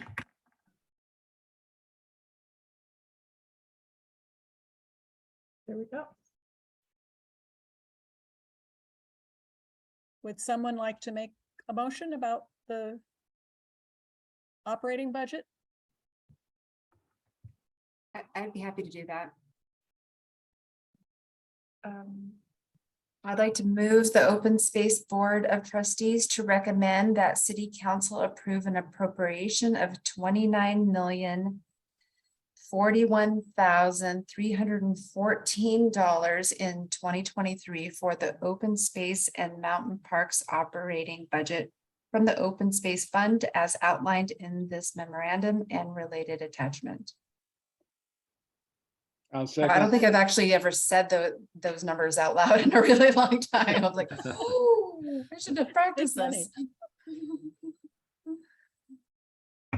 Okay, is there discussion on the motion?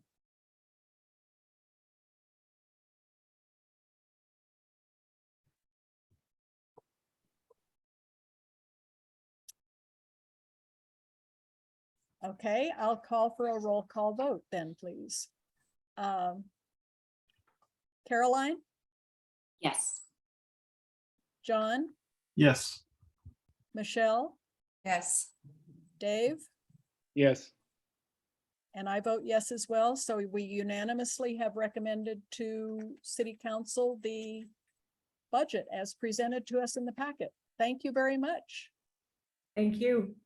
Thank you. And this is my opportunity to do a little shout out to Cole and Sam and Lauren and our deputies and our supervisors. There's such a lift. I mean, a lot of it's behind the scenes. It really is. And a lot of data entry. We have a new software system that we are now using. There was a big push to train us all on how to effectively use that software system.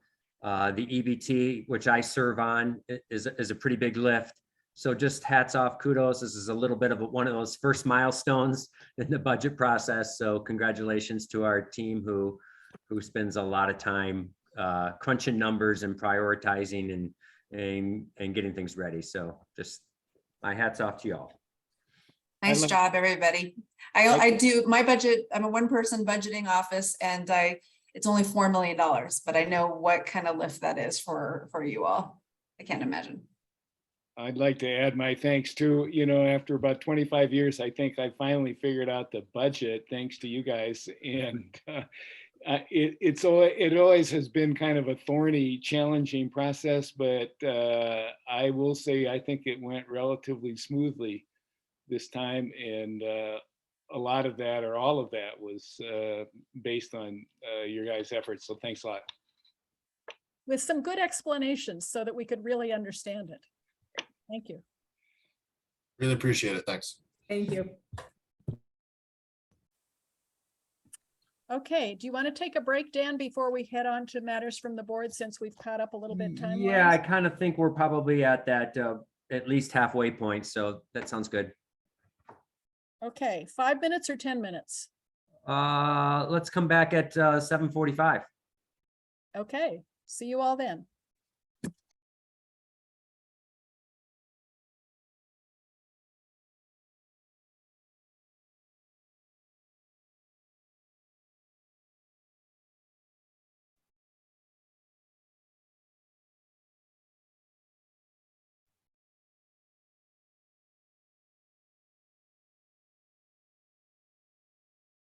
Are we ready, Karen? It's all yours. All right, we've got a couple of items under matters from the department tonight, and we're going to start off having Anna Reed, our senior analyst, provide us with a summary of what we learned from our second phase of our parking utilization study. Just as a reminder to those who are on the board, about a year and a half ago, we presented phase one of this. And for those new board members, we provided some contextual information in the packet, as well as we'll provide a little bit more of that in the presentation tonight, going back to phase one of it. But another context setting for those who sort of don't know the intricacies is that we have about 3 dozen or so what we call trailheads, and those are main trailhead sites that we actually offer parking at. We actually have well over 100 different ways to get on the system. Some of them what we call access points. Those are designated points to get on our system without OSMP or city-sponsored parking associated with that access point. So tonight's summary study of phase two and the first phase was all concentrated on what we call our trailhead sites, where we do offer parking. And so with that, I will turn things over to Anna. Great. Thank you, Dan, for the introduction. And I'll go ahead and share my screen. And confirm you all can see that and hear me. Looks good. Great. Awesome. Well, thank you again. My name is Anna Reed, Human Dimension Senior Analyst, and I'm going to talk about parking studies tonight. This photo here is of our Dowdy Draw trailhead, and it might look a little alarming with the line of cars there, but this was taken during an El Dorado Canyon State Park checkpoint. So some cars were lined up and they were turned away from the state park and were routed through Dowdy Draw. So that's a bit what was going on there, and I'll reference it a bit later in this presentation.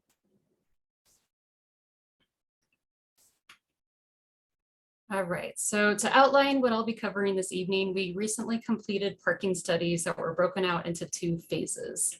The first phase measured system-wide baseline parking occupancy. I'll give a brief overview of this, as Dan mentioned, since it has been covered before with a few of the OSBT members. Phase 2 measured parking behaviors at select sites. I'll cover this in a little more depth since it's more recent. And then I'll cover some additional data collection efforts, potential applications, and we'll have time for questions and a conversation at the end. So for phase 1, we measured baseline occupancy in 2019 and 2020 at all of OSMP's formal trailhead parking areas. This is, as Dan said, all of our formal trailheads except for 4th of July, just because of its distance from the rest of the system. The methods varied based on what was most appropriate for the lot, but they give us a good comparative look at how occupancy varies by location. The results were shared with OSBT as a written memo and presentation last year, and the final report has since been posted online, which has a lot more information in it.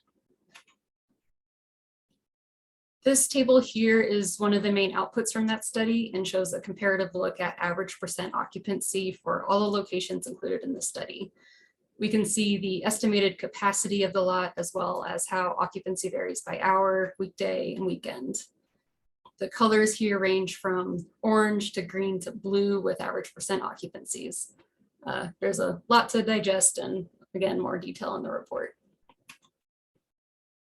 For phase 2, we selected 6 of the relatively busier sites and focused on relatively busy times, as is listed here. So another way to look at that, this graph here shows parking occupancy at Centennial by hour. You can see the capacity with the blue line there and the hours that we focused on. So we selected the higher occupancy times and wanted to learn more about what was driving it. So as we know, Centennial services trails in the Sanitas area, which is a popular spot. So of course there's a reason for higher occupancies then. But we also wanted to learn more about what was going on in addition to that. So for example, are vehicles parked for especially long periods of time? So do we have one vehicle taking up a single space for a long period of time? Are there a higher number of single occupancy vehicles with just one person in the car? And are people using the lot for reasons other than accessing OSMP? We also wanted to get a better understanding of the impact. So how many vehicles are getting turned away? And then finally, how does this vary across the sites that we included? So here's a quick overview of that study. You can see a map here of all the lots selected. We collected data from May through July of last year, so some months that can tend to be busier. And we did observations from 9 a.m. to about 1:15 p.m. and divided days up by weekday and weekend. And the report has been completed and posted online, and I'll go over the study in more detail now. So we split observations into 2 main types. For each hour, we did 45 minutes recording variables for inbound vehicles and 15 minutes of stationary parked vehicles.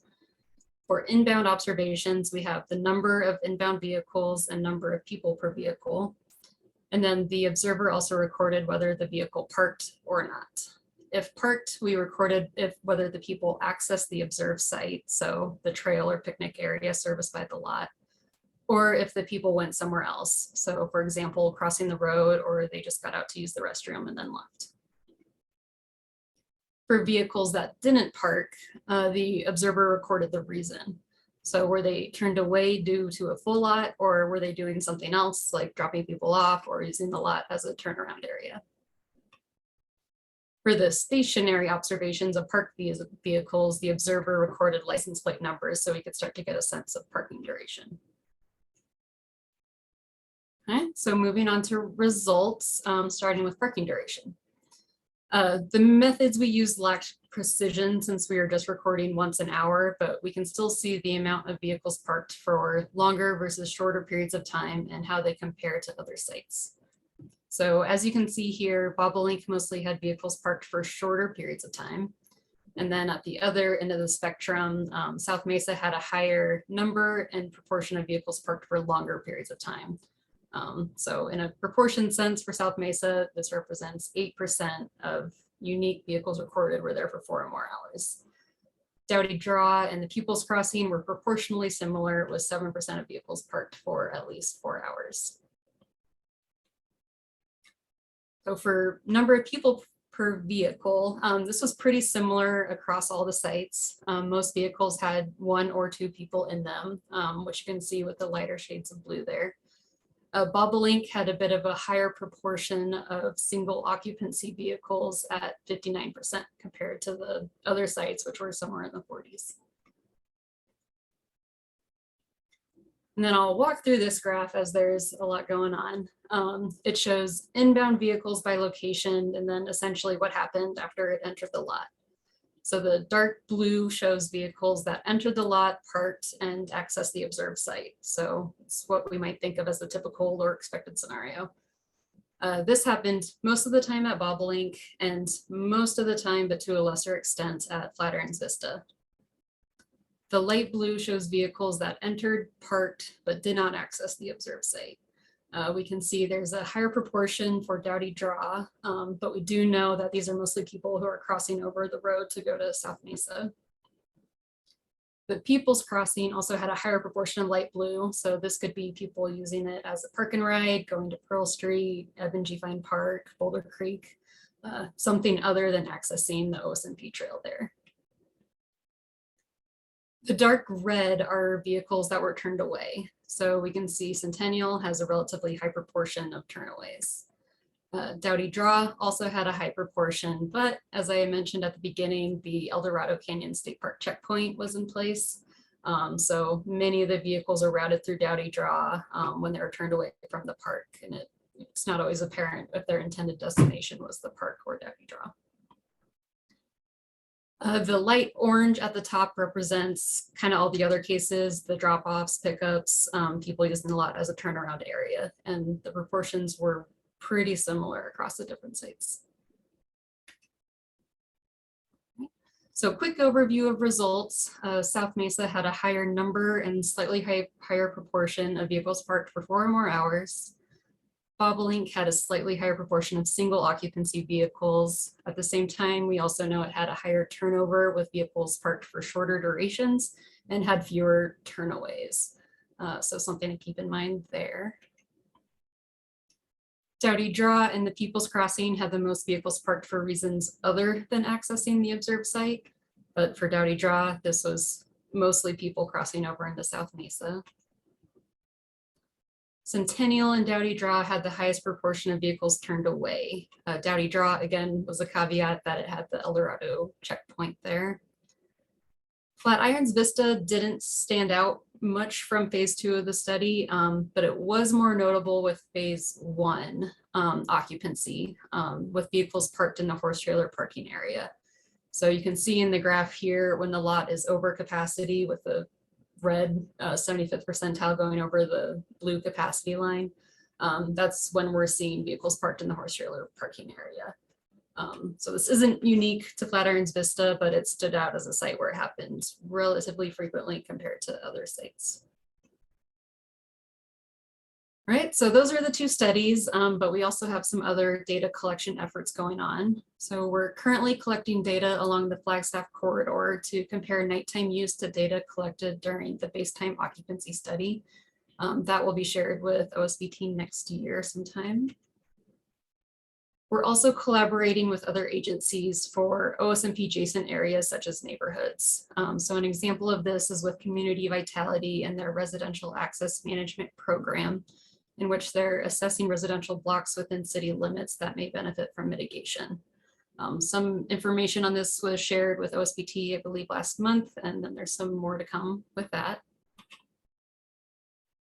We also have vehicle counters installed at trailheads where it was feasible to put them in, and we're starting to get inbound vehicle trend data from those. So this graph here shows average daily inbound vehicles by location and year. So we can see we had a certain level in 2019 with the blue, and then we saw an increase at all these sites in 2020, and then a leveling off or a reduction in 2021. We're of course just partway through 2022, but it does seem like we're seeing a reduction in vehicles so far if we compare January through June for all these different sites. But more to come from that, and we'll see where that goes. We also have survey data that relates to parking. So from our 2016-2017 on-site surveys, we found 56% of respondents visited by car. Of these, 6% said it was difficult or very difficult to find parking. We're currently collecting additional on-site data through our public opinion and visitor experience survey, or POVs, to update these numbers. And we're also asking some other informative questions such as perceived crowding at trailheads as well as on the trail, which will be neat to see. We also have data from residential surveys. So this graph shows data collected as part of the 2019 OSMP master plan. We can see residents' perceptions of parking congestion at various sites. And you can see Chautauqua's up there on top, followed by Sanitas. And we're starting to learn more about opposition or support for potential management approaches. I highlighted some approaches here that are related to parking.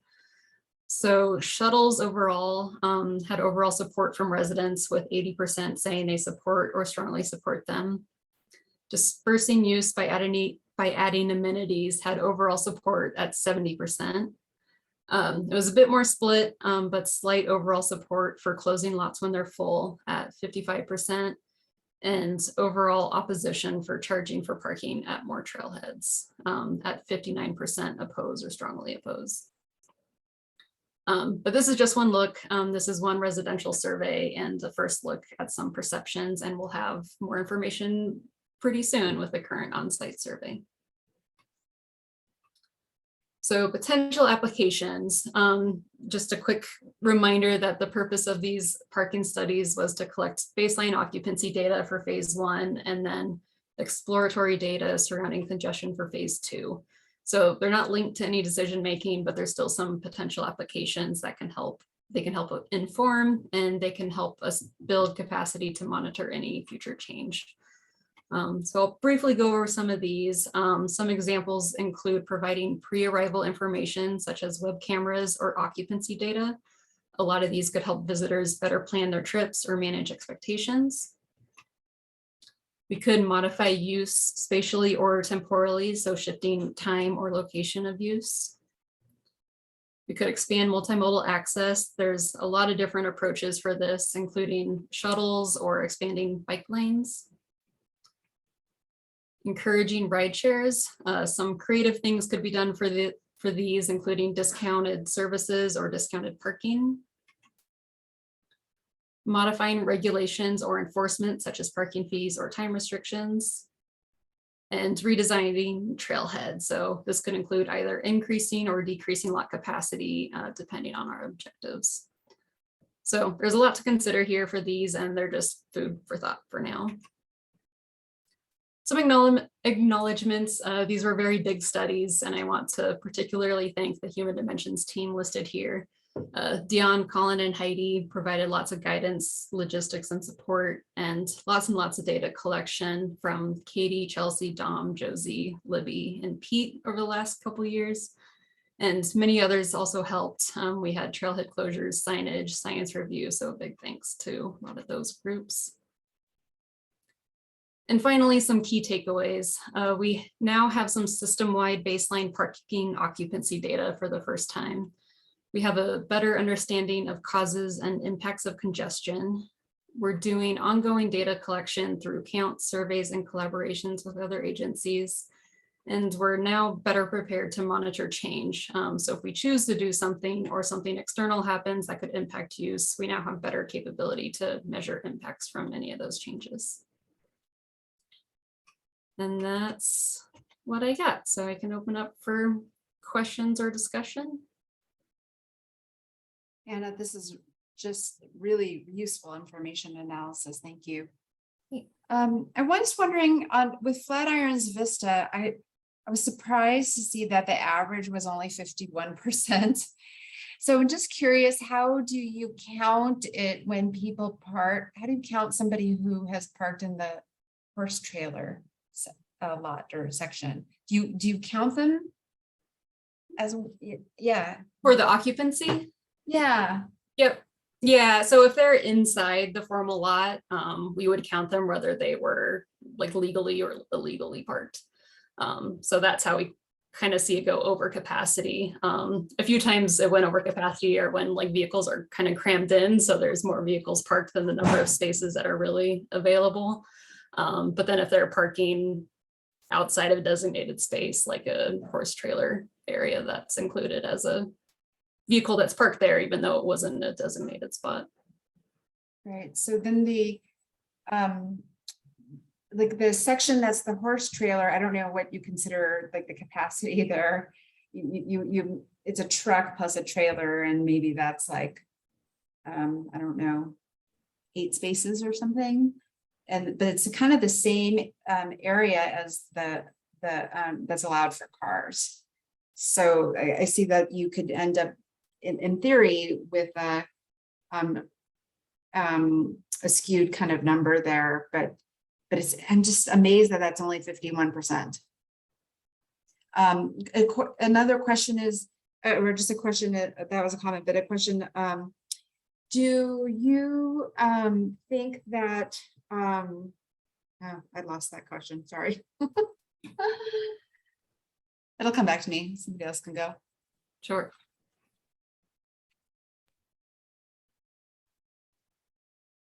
Caroline? Thank you guys so much for that presentation. It was, like Michelle said, really, really informative.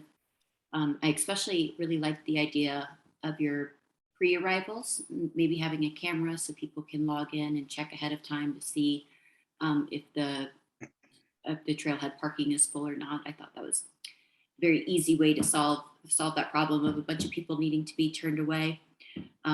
So great idea there. I wanted to ask a little bit more about the, I know we just touched on it, the community vitality collaboration, where we talked about the residential access management program. And you said that there would be some shared last month and more to come. Maybe if you could just speak for a couple of minutes about that and perhaps what you see coming down the road with that. Yeah, I haven't been involved in all of those discussions, but as a first step, we provided some of our data to them so they could help them prioritize areas and neighborhoods to focus on. And then to my knowledge, I think there may be a team formed that's more focused around trailheads and impacts from visitation to trailheads that kind of disperse onto neighborhood areas within the city limits. But Dan, maybe you have more information. Yeah, just so 2020, there's been some initial suggestions of what areas that ought to be focused in for further study. So in 2023, they're going to be looking at a few sites around some of our access points up Shanahan Ridge area as one, for instance. Yeah, and I'm sorry to interrupt you, but that is what this study is talking about. It's the parking and access points that are within actual Boulder neighborhoods and city kind limits, of right? Exactly. Oh, okay. Yep. And what Anna's study was is actually at our trailhead, so a different look. Yep. So Anna, I had a question.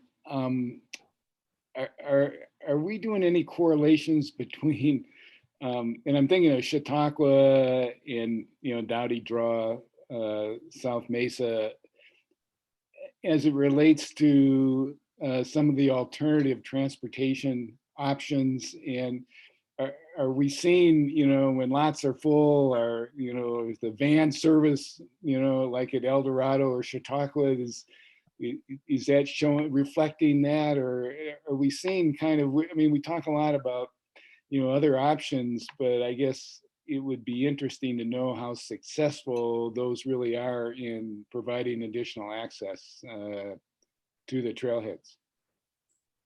Yeah, that's a good question. The Chautauqua Shuttle has been going on for a bit longer now, so we have some more information on that. And I know a lot of data was collected when that was launched, especially after the first year when it was piloted. So some of the evaluation there has to do with ridership numbers, if there's more or fewer vehicles parked related to the shuttle, number of single occupancy vehicles, and changes in trail counts. And it'll be interesting to see where the El Dorado Canyon State Park shuttles goes, especially with it dropped off at Dowdy.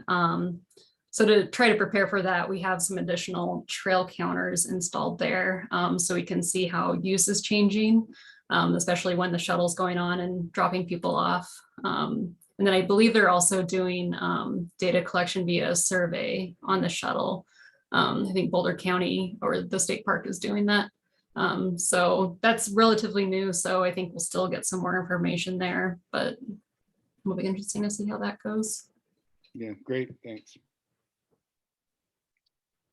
Anna, you mentioned Dowdy in relation to the Eldo shuttle. Does the Eldo shuttle pick up from Dowdy Draw? Are we serving as the parking lot for the shuttle? I don't believe so. I think it's just drop-offs there. What do you mean by drop-off? So starting this year, it's a optional drop-off point. So people could choose to get off at Dowdy Draw or the state park, but pickup locations are still outside of that corridor. Yeah, it was arranged between our staffs to try to severely curtail and limit somebody actually parking at Dowdy and then trying to get to the state park. So it was arranged where the drop-off happens after the shuttle goes to the state park, comes back, and then you could stay on the shuttle through Dowdy until it comes back to Dowdy, or through to the state park, and then comes back to Dowdy and you can get off. But so the directions and how we arranged it was meant to limit using Dowdy as a parking area in order to access the state park.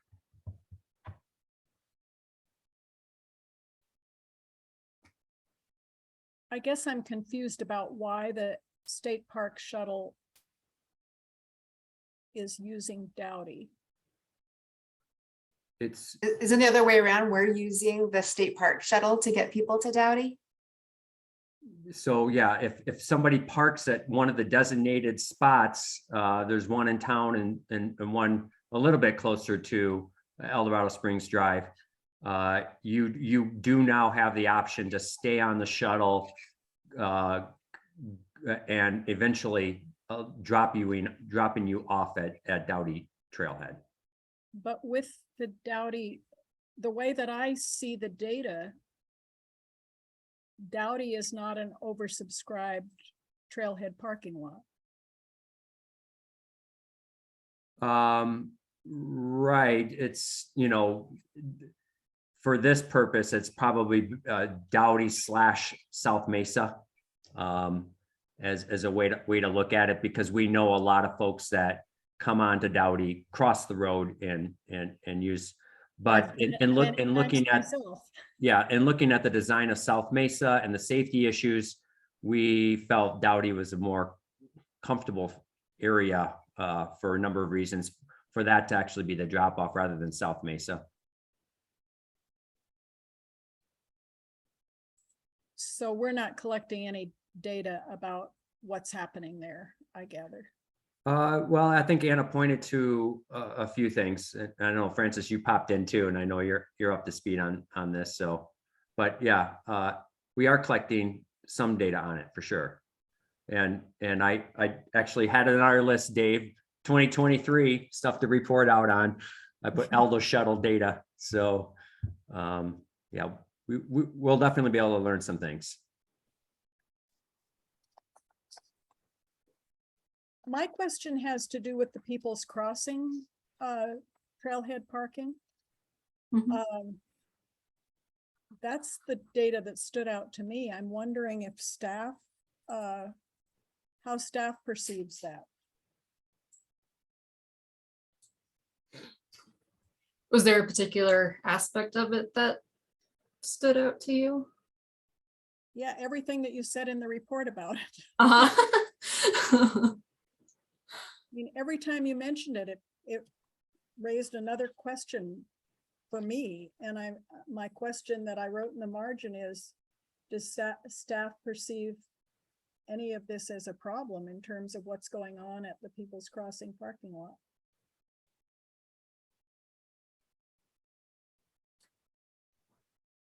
Well, and I guess I'll just chime in and just say, I think the one aspect that kind of stood out, if you know, from my perspective, would be the fact that people are using that trailhead and then accessing other areas. And I would suspect that the Parks and Rec park right under the underpass is probably a big deliverable, if you will. And but I think that whole end of that block, including our trailhead, is very popular for just finding some parking in that area in general. So that's the one thing that, you know, popped out for me. I don't know, Anna, if there's any other data that you see as being curious or unique to People's Crossing. And it also said using it as a park and ride for the bus to Netherland. Mm-hmm. Yeah, we don't know like to what extent, like how frequently it's used as that, but we do know it is. Whether that's a problem or not wasn't something that I was trying to evaluate, but it's something that could be worth discussion if we think it's limiting access to the trailhead.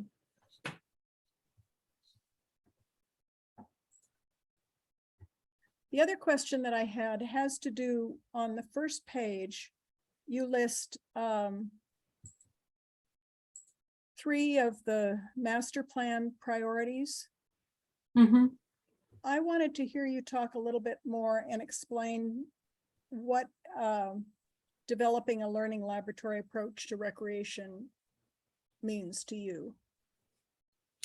Well, I guess for me personally, it's helping feed into having data informed decision making, and it can also help feed into more of our discussions with adaptive management. With these studies specifically, it was more baseline and exploratory, but I think it's setting ourselves up to take this kind of learning laboratory approach and collecting data as we're able to, and helping it make decisions as we can. So by staff, not by the community or volunteers or some other source. Well, yeah, as a part that feeds into it. So I think like the human dimensions data that we're getting is one aspect of it that feeds into other data streams.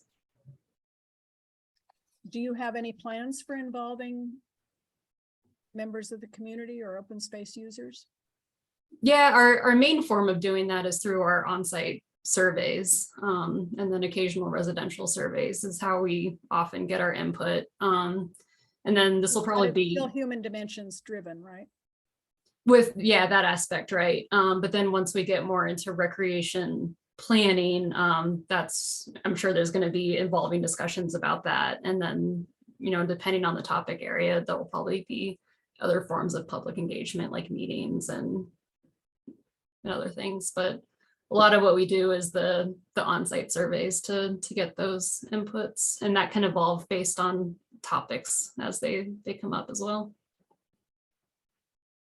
Do you have any data on people arriving at trailheads on bikes and on buses?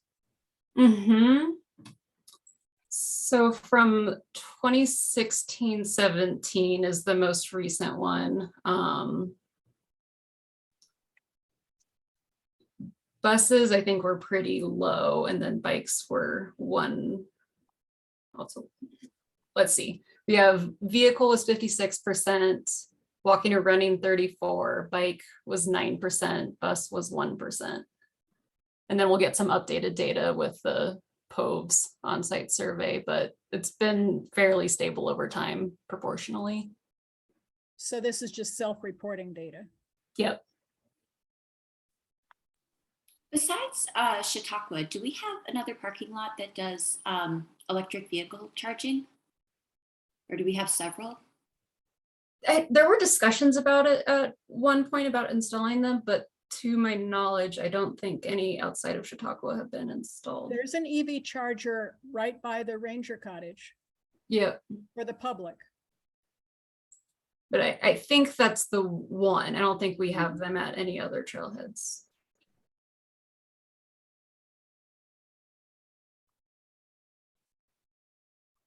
I was both surprised and pleased by the number of different management applications listed on your table on page 8 and 9.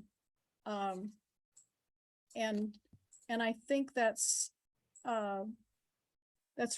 really a good table and a good reference for the ways of looking at how to deal with parking issues. Thank you. I appreciate that. It was kind of fun to put together and brainstorm different options to consider. Did you measure how many times that handicap spaces are used? We have, that's also a good question. We have some of that from observations from our phase 1. So that's something I could look up and get to you. Sorry, Karen. The one on your table that I put a big question mark by is rideshare services and encouraging rideshare. I don't understand how that reduces greenhouse gases because it makes 2 trips instead of 1 trip. Yeah, that's also a good point. I know there's potential with those to ride share with other people, but yeah, you're right. It would depend on the extent that that's actually. I think that one's bogus, but yeah, the table makes a whole bunch of sense to me. That's fair. It might make sense in a place like Chautauqua or the places where people are just idling, waiting for a space. Because you would count them, right? Even if they waited 10 minutes for a space to free up as a successful parking. Yep. Yeah, exactly. Yeah, we weren't able to measure kind of the dwell time or how long people were hanging out for a spot. So, and part of the reason I listed it there at all is I believe we had some sort of incentives through the Chautauqua when we launched that. So to try to incentivize people to get there through other modes, there was discounted parking for like Lyft and Uber and those services. Would you also correlate this data or one of the applications with safety?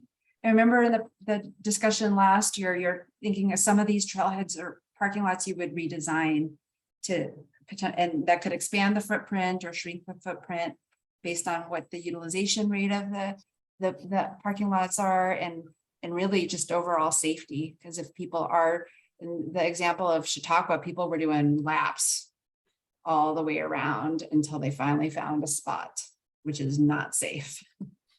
Yep. Yeah, that's also a good point. And and like, you know, and people crossing over from Dowdy to South Mesa. And we also have a better understanding of kind of when overflow is happening. So vehicles parking like along the road outside of the trailhead. We didn't collect those because they were outside of the formal trailhead, but when we know the lot's overflowing, that means vehicles are probably parking outside and safety could be more of an issue.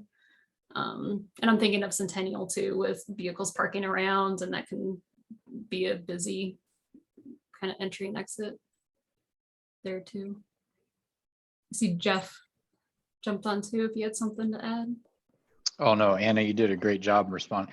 Michelle, I was just going to add that all this data related to Trailheads, our Trailheads team, and we are looking at kind of our trailhead areas holistically with safety in mind, with accessibility in mind, with kind of climate and greenhouse gas reduction in mind, and then especially all the great work that Anna and the team has done related to the data of how people access the trailheads, the visitation patterns, et cetera. So at our upcoming August field trip, I think we're looking at going to Dowdy Draw Trailhead and looking at some trails in that area.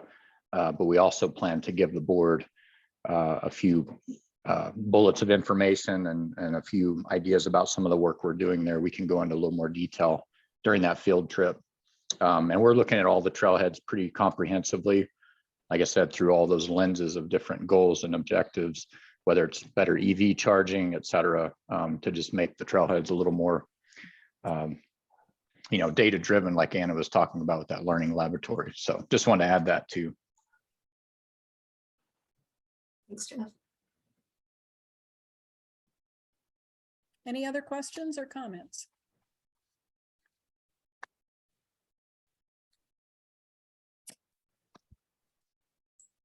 Okay, thank you very much, Anna. Great, thank you all.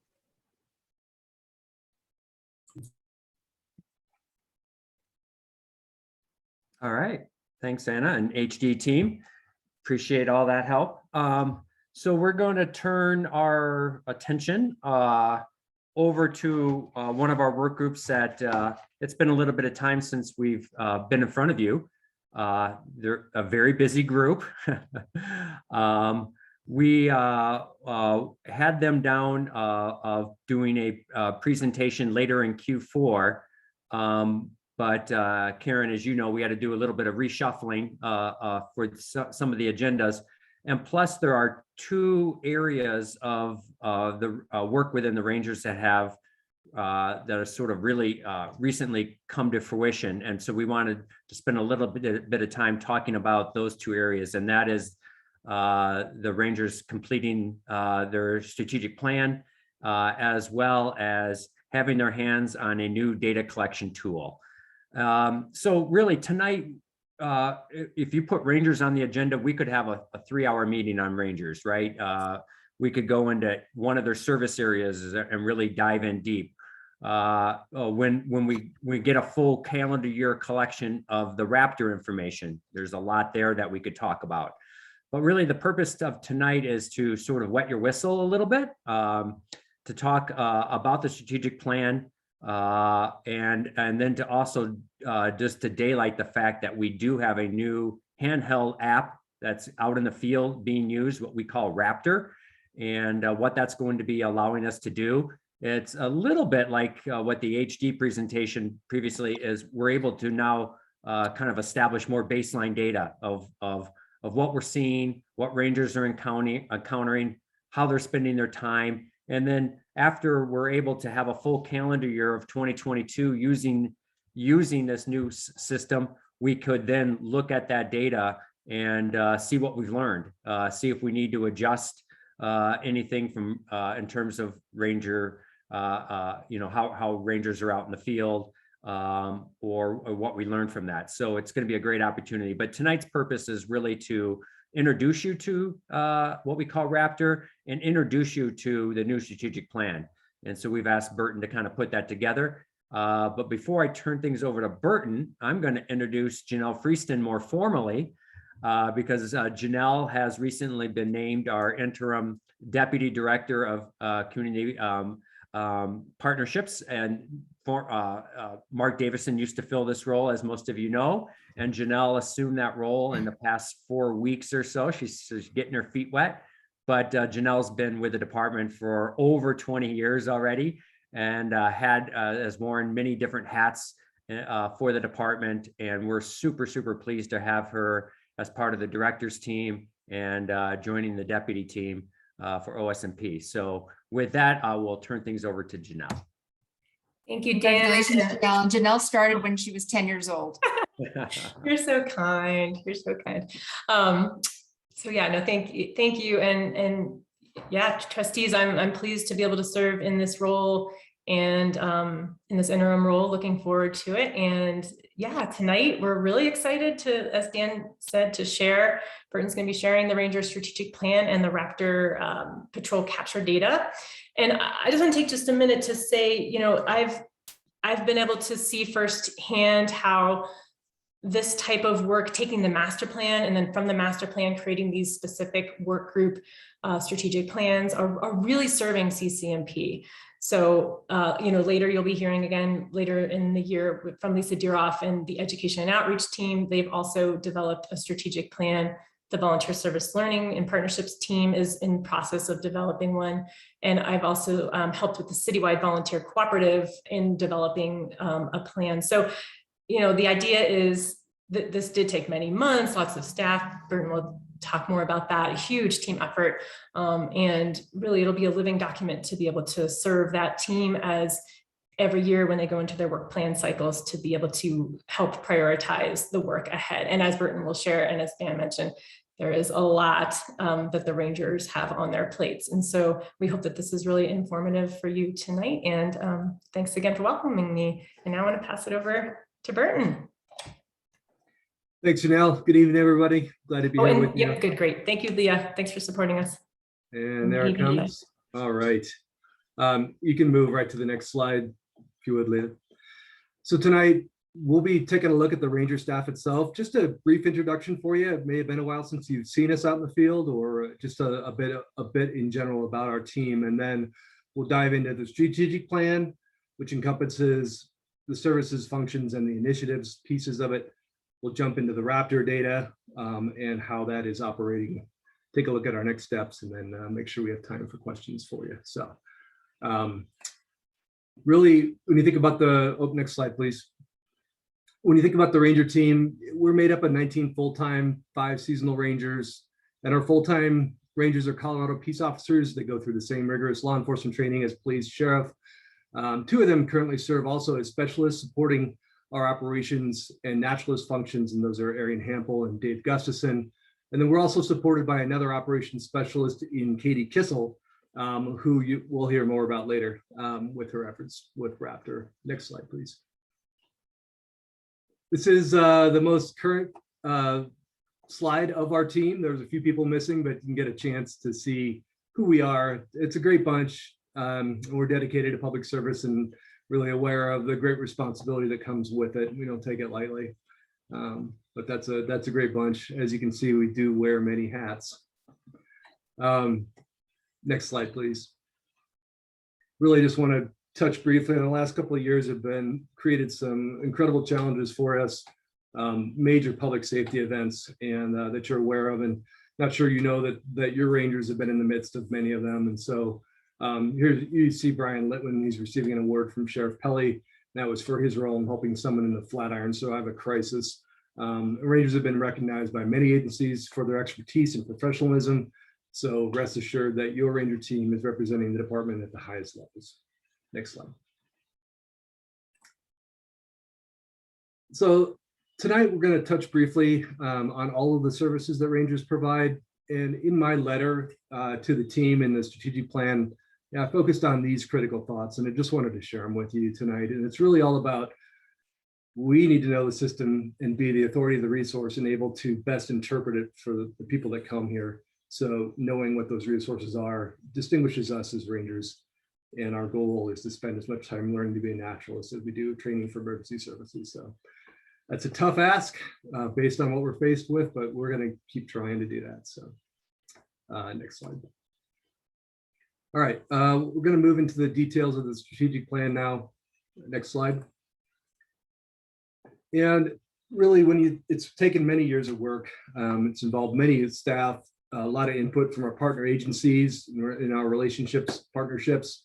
And I really like to recognize Ranger Arian Hampel for his diligent efforts in crafting this document, and also acknowledging former staff members Darren Wagner and Mark Davison played huge guiding roles as well, and really also involved a lot of staff and a lot of folks that weighed in and had input into this document. So I'm looking forward to implementing it with our team. Next slide. It also has a lot of master plan alignment, as you might suspect. And really, this is just one of them. When you think about enhancing communication with visitors, you know, that's what we are all about, is spending time engaging with the public. And that is every contact we make, it's meant to build this community of stewards as it's described here. We do that in a lot of different ways out on patrol. Next slide. All right. We're going to introduce each of these sections of the plan this evening: mission, vision, values, the services, functions, and initiatives. And really, when you think about this again, the functions and services identified in this plan are meant to be comprehensive. And that is, they're meant to encompass a full suite of services that we deliver as rangers to the community. So as you saw, they're related to the master plan.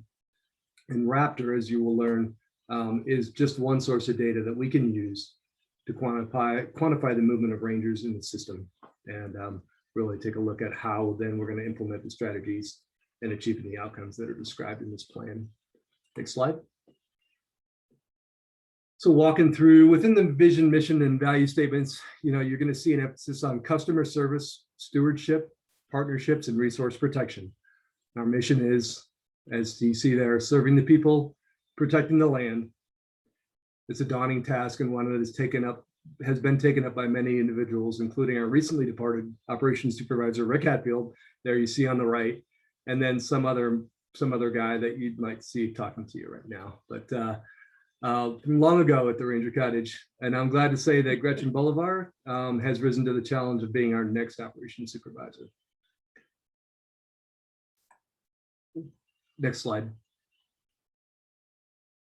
So here are the four main services that we're going to break our work into, and they're public safety system presence, resource protection, emergency response, and education. Nested within each of those, or next slide, please. Within each of those, you're going to find these functions that are laid out in that table, and they're listed by relative importance to our team and our role in the department. And we're going to get into each of those services a bit more in a minute. The photo is really representing a celebration honoring of Rangers worldwide that we participate in. When we think about those things, it's kind of reassuring to know that somewhere halfway around the world, there's a Ranger there that's also picking up a piece of trash, as Gretchen would say. So the functions may be similar across the world, but I would say that we encompass a wide variety, probably one of the widest varieties, encompassing all of those different services. Next slide, please. So when you take a look at the service of public safety and system presence, it's really when we're working with the public to create a welcoming environment and managing safety issues. So all of those functions that you see listed there are aimed at those types of things. So when you think about how we move around the system related to our ranger districts, how we welcome and engage visitors, how we deal with public inquiries, and then working with safety issues around camping, any particular closures that are needed to manage the system. And within the plan, you'll find that each function is described in great detail as to what is involved with it and why it is important. And so we're not going to take time to go into that tonight, but it is in the plan for reading for sure in the future. There's a lot of material in there to cover. So again, this is just a brief touch tonight. Next slide, please. You think about our main goal is aimed at resource protection. So there are many ways that we support other department work groups, but really this one's aimed at protecting the flora and fauna, that exist here. And so you see things around prescribed burns, wildlife conservation, wildlife closures, those kinds of things that are needed to really protect and manage the system. Next slide, please. Education is another main service of ours, one of the four, and it's done in a variety of ways. You might see we have a heavy emphasis on youth engagement, youth ranger program. Spent a lot of time out on the trails doing roving interpretation, and as well as developing more rigorous programs for lots of different groups of people. And then we spent a fair amount of time really letting people know what it means to be a ranger and how you get there. So we want to continue to build that those career development programs. So really, we're in the end, we're really striving just to interpret the amazing biodiversity of this place. Next slide, please. The next service is around emergency services, and I'm going to spend a little more time with this one and break it out in greater detail for you because we are finding it to be a growing time commitment on our part. There's just a lot more going on. And so the time that it's taking to manage these things is becoming an issue for us, just how we manage things. So you take a look at search and rescue, natural disasters that come up, medical issues, law enforcement, wildland fires. And a big piece of what we do is around customer service related to those things. Next slide. So search and rescue, our latest high number is 5 in one day, and let's hope that doesn't happen very often, but it is happening. There is more need for Rocky Mountain Rescue personnel, and that's the agency that is primarily responsible, volunteer agency, to perform these. We work in with them to help manage the situation, and in fact are requested more and more to take command of the incident initially until other emergency services personnel arrive. And so that's a bit of a switch for us. It requires more than one ranger now on rescues. And as a growing trend, depending on the month, earlier in the year before things open up in the high country, around 75% of all of the county search and rescue incidents are on city open space mountain parks lands. So it's a big deal. Next slide, please. So natural disasters, major emergencies happen infrequently to this point. Hopefully that stays the trend, but when they happen, it's a huge redirecting of all of our ranger resources and the department in general, but in particular here, what it takes for us to manage the situation. So you'll see a list of some of the most recent really major issues for us. Next slide. We'll take a look at medical. Our medical training brings us to all of us are at least an emergency medical responder. Many are EMTs, and the reason is, we rangers are often the first to arrive with a patient and provide care for them. So practicing those skills and training for those things is vital for a successful outcome for the patient in the field. Next one. Law enforcement is a broad category. And again, just as fully certified state peace officers, we're trained and prepared to deal with the worst of what society brings to the park. And so most of our time is spent on patrol, managing violations of city code aimed at reducing visitor conflict. But we respond to much more serious incidents, including car thefts. That's a picture of a steering column that's broken out. Car thefts at trailheads, and then even up to including tragic situations like the most recent homicide on Flagstaff. Pretty extreme example. Things that we're involved with in helping with investigations. Next slide. Wildland fires of note at the beginning of this year. In particular, I don't think we need to really remind people of the serious nature and extent of what happened in the end of December, Marshall Fire, and up to including the NCAR fire and the other ones. Fortunately, we're in a bit of a monsoonal season, so we'll take that as it comes. But rangers are involved in many different ways related to wildland fires, including evacuations, moving people, getting people out of the system, and as well as fighting the fire itself. Next slide. Customer service, as I mentioned, is a big deal for us. We do spend a lot of time helping people through an incident and then after the incident, related to a lot of the tragedies and the family care that happens after some of those things is important to us, and make sure that we manage people's resiliency and mental health issues as best we can. So that is the last of our functions within that service. Next slide, please.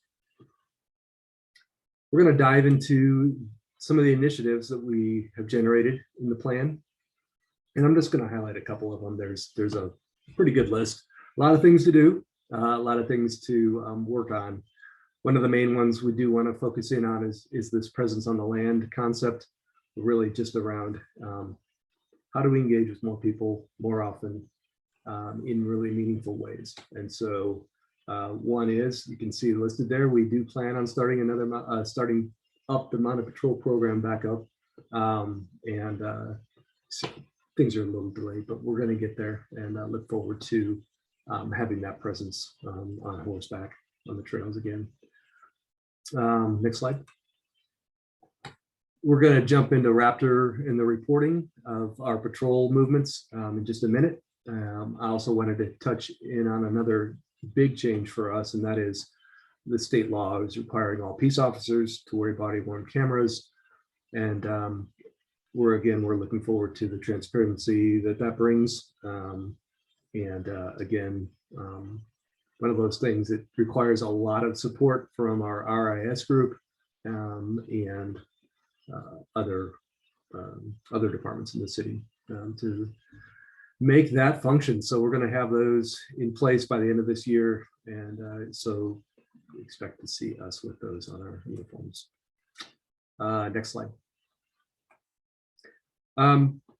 The phase 2 of this plan is really delving into something we're going to call the Field Operations Manual. That is the policies and procedures really related to what we do. So really just making sure that we get everything out in the way we operate, so that the future generations of Rangers have a solid basis to work off of, and don't have to just gain that knowledge during training, which has been a trend in the past. So unsanctioned camping is another main citywide initiative that we will assist in, and does require a fair amount of time on patrol to manage.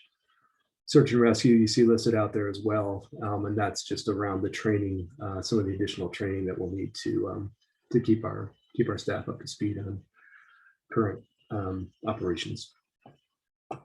Next slide. All right, so thinking about Raptor, it's Ranger Patrol Capture, and that's a creative acronym for for that, but really wanted to stay with the wildlife theme with that. We're going to introduce you to this and how it's being used. And again, once we have a full calendar year under our belt, we'll be happy to provide the board with a lot more statistical results. So this is a phone-based app that was created by our RIS team, Mobile Entes team, and using some Esri-based products. And next slide, please. So there you can see the acronym, how we kind of forced it to say Raptor. This is just a quick snapshot of the summons and warnings that we issue. And I want to huge shout out also to Katie Kissel for managing this product and then rolling it out and helping train the Ranger group. So she's been an amazing assist to the group on this, and main champion of how this, for us, radical departure from our previous antiquated efforts is a benefit to the Rangers, and having this information available to the public is a great thing. So you'll see the columns and chart there are lumps of types of violations. And the reason that's done is, if you imagine your phone and you press a larger category button, that then opens up another subset of code violations. It's just, there are a lot to choose from. So this is our way of lumping it. So if you were to look at, say, trespass, damaging public property, in that category, there are warnings and summons that are given. Within that category, you find littering and trespassing, damaging public property. That's where you'd find camping and tents, as well as off trail in HCA areas as well. So they're kind of all lumped in there, but just to help you think about what that is. Ranger discretion always plays a large part into what the result is of that contact, how that situation is managed. So that is why you see the difference in summons and warnings for each kind of issue. Next slide.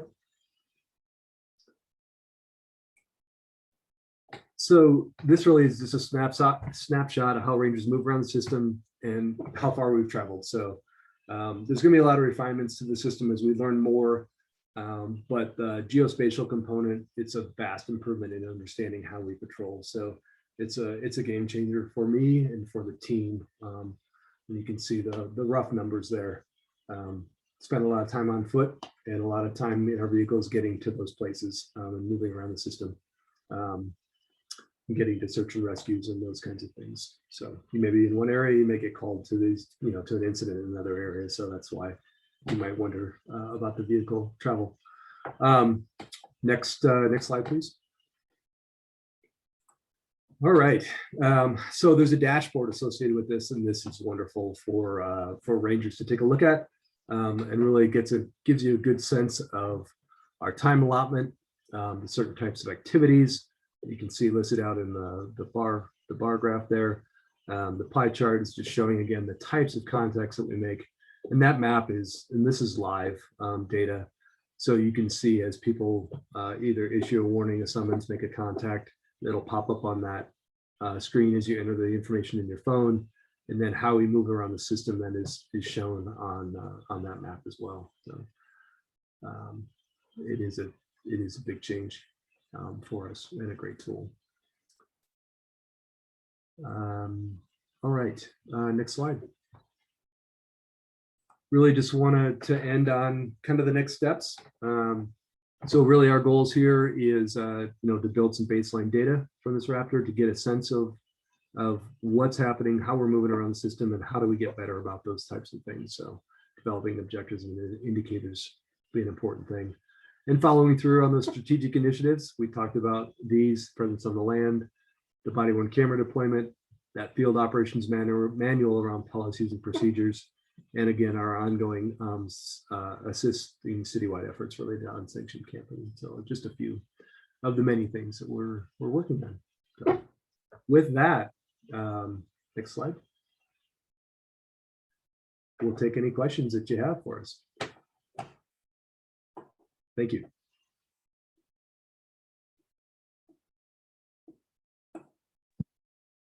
Who wants to start? Caroline?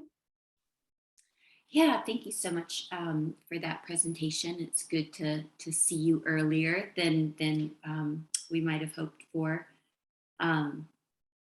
That was such a good presentation, and I really like your quotes in there, as well as the one that are in your packet. I wrote some of them down for myself. They're very good. I have a few different questions, so maybe I'll start off with like one or two, and then let someone else jump in. You were talking about ranger services, and that a good majority of the rangers are EMS, or I'm sorry, not EMS. Are they full paramedics? Is that? No, so that level of training is a huge investment of time, and so we're just below that. So EMT is the highest certification that we have, but for us that's sufficient to really get people packaged up and moved out of the system and to get better advanced care. So that. And is that to take the training and to do the course? Is that voluntary, or will the department offer it for particular employees and ask if they want to complete the training, or do you aspire to have everyone have the training? Great question. So we will provide that basic EMR training to get people started within that first year of hire. And after that point, they can then opt to become an EMT if they want to take the additional training. So that is. So they get like their CPR certification within like the first year of. Yeah. Yeah. CPR, basic first aid immediately, and then, yeah, that EMR course as soon as possible. And then you used it as an example as well. On one of your slides, towards the end, you had one that was showing the data for trespass and damage. And just to ask, in my head, damage would be like someone spray painting on open space. But I don't know if there's more like vandalism types going on at trailheads or parking lots. So what should I be thinking of, like top offenses when I see the word damage? Yeah, that's a great one. Yeah, it would be some of it's related to accidents, vehicles through fences, that kind of thing. But that's typically handled through insurance. State Patrol helps us manage that. But graffiti, yeah, vandalism is a big one. Fortunately, it seems to be a bit of a declining trend, but it certainly does occur and takes a fair amount of time from both rangers and trailhead staff to get rid of that when it's off trail and in on rocks in different areas. So that's a big one. If there's any kind of digging or those kinds of things that go on of the land itself, then that also hits that category. Thank you. I have more, but I'll let someone else have a round.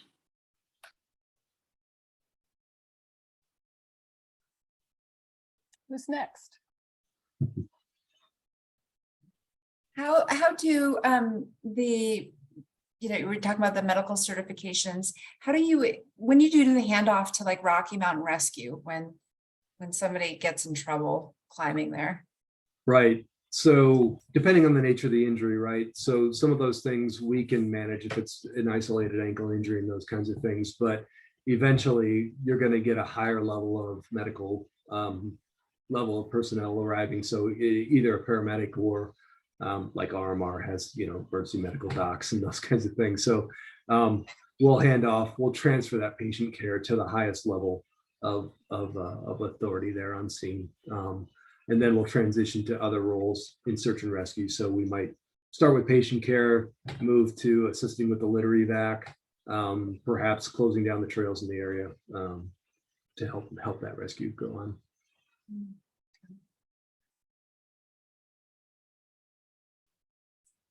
Not that I ever plan on needing a rescue, but I'm just asking. Sounds good. I'm gonna hold you to that.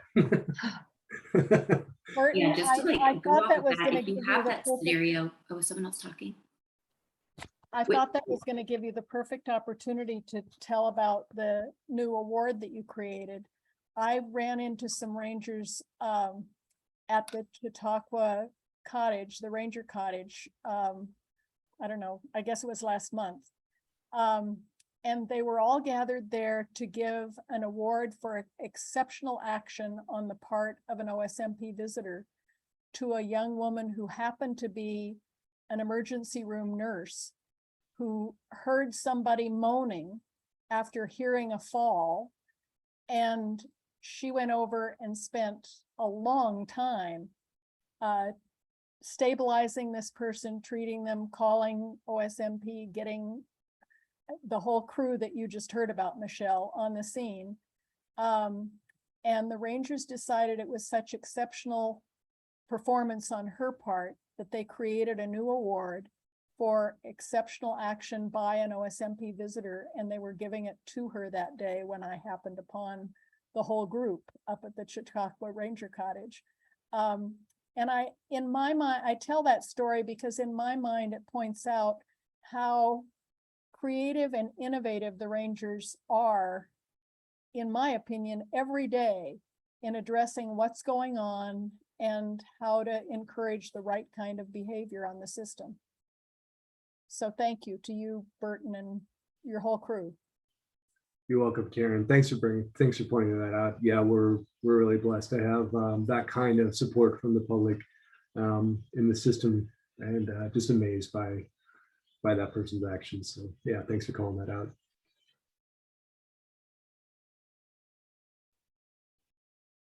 Dave, your sound isn't on. Burton, I want to let you and the Ranger group know that I am very gratified by seeing this strategic plan. You know, I'm mindful years ago when the planning efforts were first trying to get off the ground that there was a lot of resistance, you know, from the open space staff on doing strategic plans. And, you know, the rationale was, well, we're too busy doing the work. Yeah. And it's like, really? I wonder how that actually works. I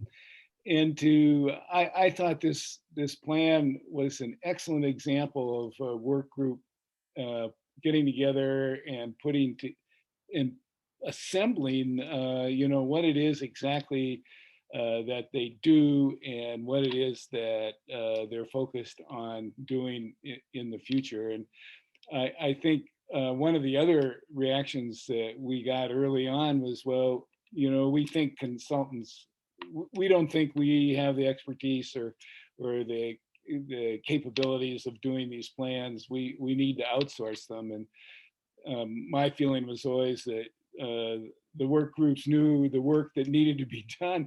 They're the ones that are most critical to actually preparing the plans. And I think this is an excellent example of that. And so, like I said, it's very gratifying to see that that this strategic plan, along with other strategic plans in the department, are really being focused on and providing that context and direction for the future. So congratulations both to you and to the entire Ranger group.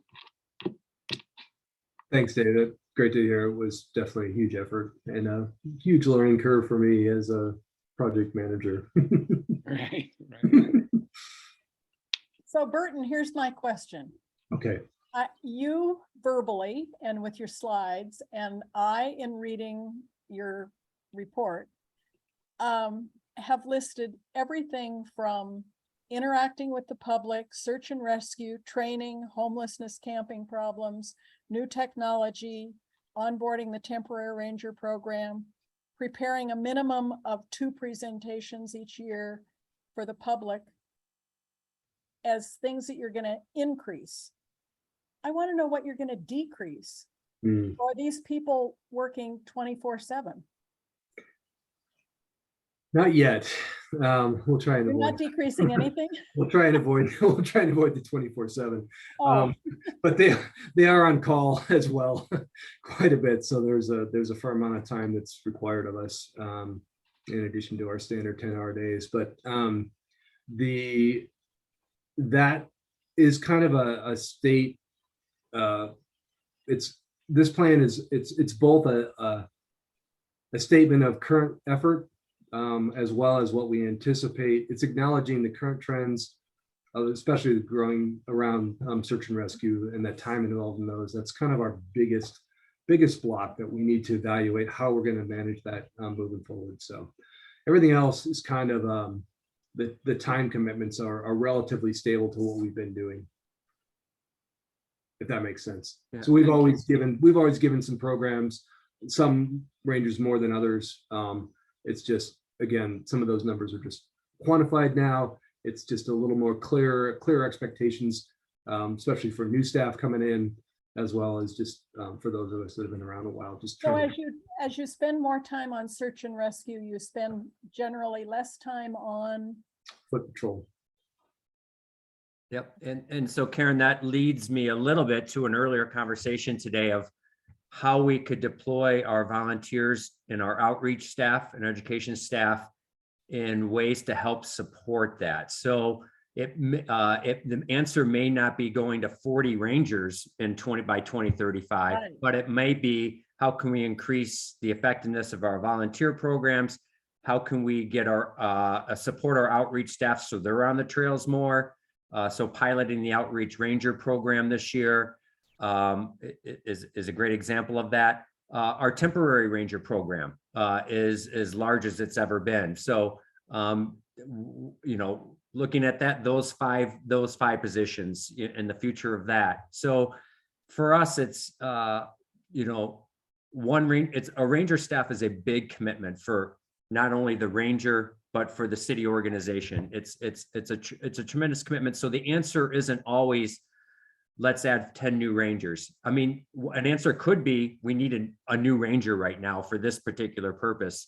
But I think what we're all trying to do is take a holistic look at everything we have at our disposal, from our own visitors to our volunteers, to our outreach staff, to our education staff, and from our rangers, and how can we integrate all that to have a greater presence in the field, knowing that the demands of the rangers over the last 5 or 10 years is the pendulum is swinging them in a certain direction, and it's probably not going to swing back. And so how are we going to adjust to that reality? Yeah, I can't agree more. Just to give you another example, last week I was up on, do you all know where Hollyberry Lane is? On the, it's the last street to the north of NCAR, Table Mesa Road. Yep. And right on the edge of open space. And at the south edge of Hollyberry Lane, there's a small trailhead. I was going down Hollyberry Lane in my car, and I looked up at the trailhead thinking, I've never noticed a trailhead there before. And there was a tent there on open space land. So I phoned the 303-441-3333 number and talked to an operator, and I said, I'm phoning to report a tent. It's 20 feet from this trailhead at the end of Hollyberry Lane. And I was absolutely amazed at the response I got.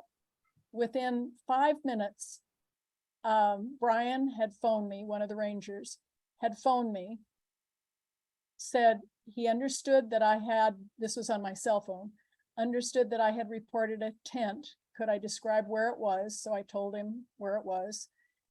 And he said, okay, I'll check it out. Do you want to know what I find? And I said, I would. Within an hour, he had phoned me again, said he'd found the tent. There was no one in it. And it was all zip closed. So like you can't go into the tent, just like you can't barge into the door of someone's home. And he said he'd have the other rangers that were on duty next check it out to see if they could find it occupied. The next morning, he phoned me and said that the morning crew had found it occupied. They had informed the owner of the tent that it was illegal. It had gotten packed up and the person had moved on.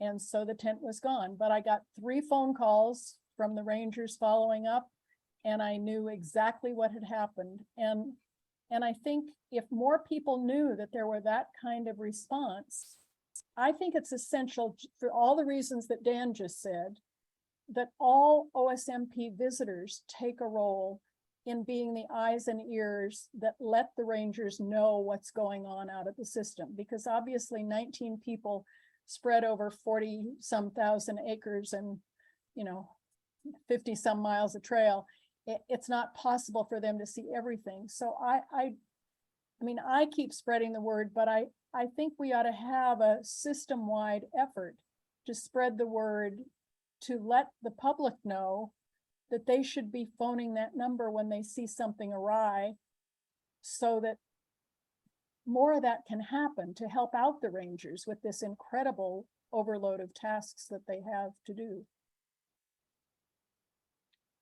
Great observation, Karen. Thanks for sharing that. I'm glad you had that experience. It was very from impressive. Brian. Yeah. And I would encourage everybody to, do the same kind of thing, because it really lets you know that you're helping out. Mm-hmm. It's good as well to have those numbers like on the social media accounts. So I know OSMP has a couple of them. So a lot of people, go to that immediately. So if that had a phone number to be able to call, that might assist someone that otherwise wouldn't have it or wouldn't Google it, just to know that it would be at the top there. And most of you know that the city has a kind of a CRM, a way that community members can report an issue. And Burton, you would know this, but we get several a day of those, and often a number of those do come to the ranger staff to reply to. And and I do take a look at our satisfaction ratings. The community member who reports somebody could provide a rating of timeliness, and OSMP staff just really nails it on that. I'm consistently amazed by exceeds. I mean, sometimes they don't like the response, so we get a bad rating, but more often than not, everybody's on it, including our ranger staff, in terms of being really responsive to community members' input or reports. And I do have one more thing to ask. I heard city staff talking about the fact that they were now able to offer all city staff services, and I believe it would just fall under like the umbrella of mental health services. And I believe I heard this at a city council meeting, and it immediately, made me think of the Rangers and what they go through with the fires and everything else that has happened in the past year. Did I hear that correctly, that is an option for all city staff now to have good access to that? Does anyone know about that? Burton, I don't know if you want to combine that answer with some enhanced stuff that we're doing with the Rangers, recognizing that the mental health and the ability to talk to somebody is not only important to all city staff, but in looking at law enforcement agencies and the Rangers, we're specifically enhancing some of the things that are available. But yes, the answer is there are services available that the city has for city staff. But Burton, I don't know if you want to add anything to that. Just real quickly, thanks. That's a very thoughtful question, Carolyn. Yes, we've always had the ability to reach out to counselors and that type of thing in those times of need for Rangers. And what Dan's saying is that we're providing additional opportunities for Rangers to be able to engage with somebody there to make sure that we stay resilient. It's a tough, it's a great acknowledgement of the issues related to to making sure that people stay whole and healthy. So yeah, because when you were talking about career development, I was just thinking, as time goes on and climate change becomes more pulsable, a ranger's job is extremely difficult as it is, and adding those frequent, scary emergency situations and making sure that people that are new to doing the job have enough support so that as you do career development, they feel prepared to want to have 30 years in the profession. So just making sure that that's available for you guys, and thank you so much for what you do, because I know a lot of the things that have happened this past year have been incredibly traumatizing. So I'm glad everyone's just looking out for each other. that's great. Yeah, I do want to call out Dan and Lauren Kilcoyne for their efforts on that front. So it'll be a great resource for the Rangers. You mentioned the dashboard that's generated by Raptor. Mm-hmm. Is that posted on the OSMP website? No, it's got a lot of kind of critical information in it right now that's available to Rangers and the people that manage the RIS team that manage the system. Yeah. But I think, Karen, maybe you're alluding to one of the questions that we'll have to ask ourselves is, after a full year of reporting, how do we come back? What trend data or data, can we, without staying away from some details that are, Right. CGIS type of issues. And so we'll have to put our heads together on what we do with some of this data to help inform. It's like the way Maris has posted the police blotter. I know it has to be scrubbed for sensitive information, but I can't tell you how many times I've had conversations with members of the public who have said, how come I never see a ranger on the trail? And, you have to go through the metrics and say, look, there are 19 rangers. About half of them are out on the system at any one time, and most of them are responding to search and rescue.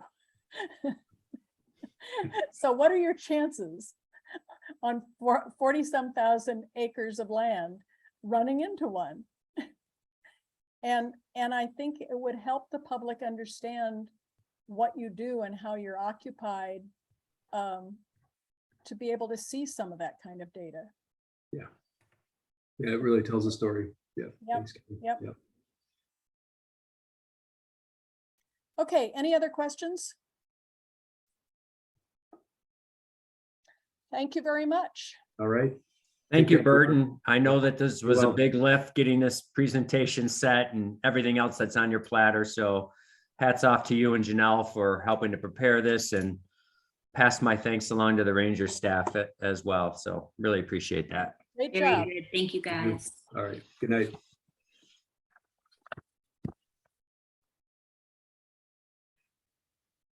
Well, Karen, kind of wrapping it up, I just got a couple of very minor verbal updates.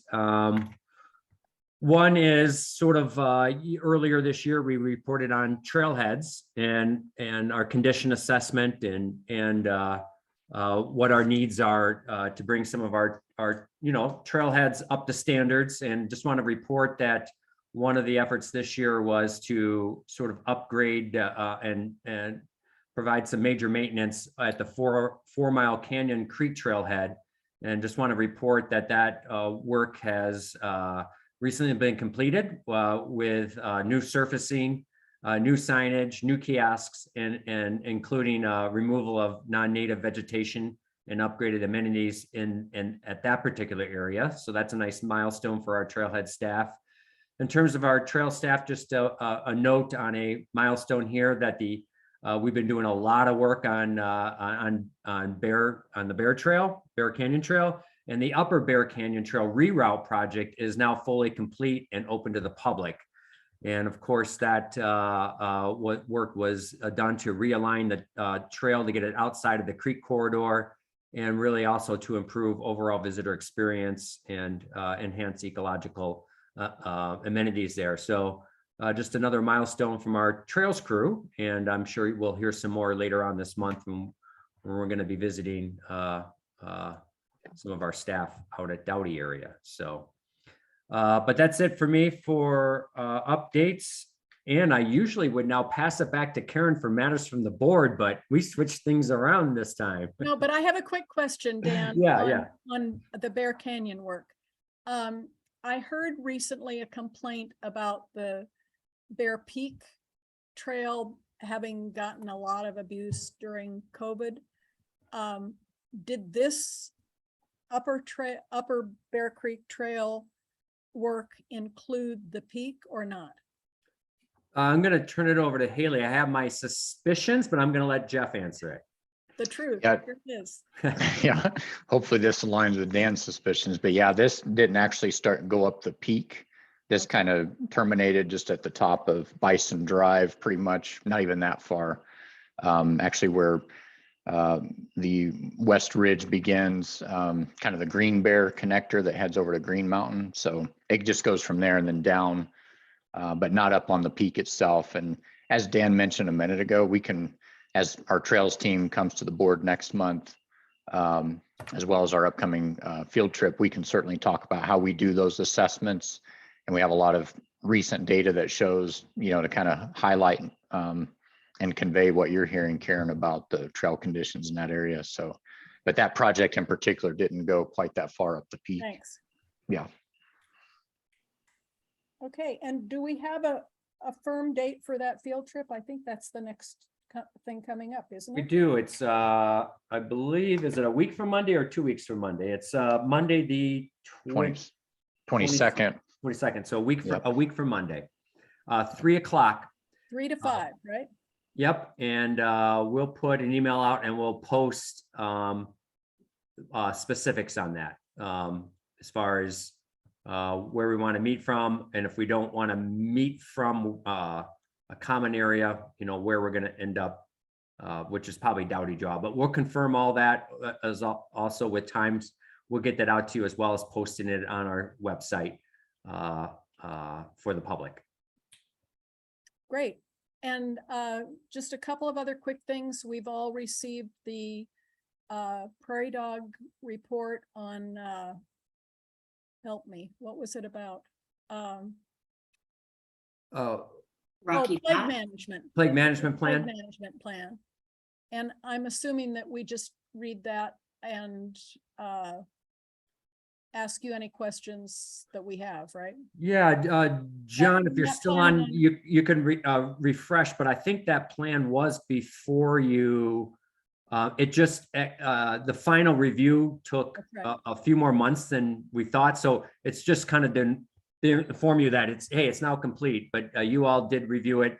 I would say that the changes since you all saw it were fairly minor, but yeah, feel free to dive into it if you have any questions. Val from Matheson. is the point on that, but I'm sure John could forward any questions that you may have onward. Okay. And our next thing is to get the list of ideas for the retreat into you by Tuesday. Yep. One other regarding the field trip, could you please make it a practice to send a calendar invite for 3 to 5 on the 22nd? Oh, sure. It helps me. I saw the email, but I forgot to actually record it, and I forgot that the kids are going to be back to school. So can Yep. I take them along with if I can't get childcare? It's open to the public. All right. Put them to work. Anything else from anybody? Last call. Okay, thank you very much. Thanks, everyone. And good night. Thanks to everyone. Like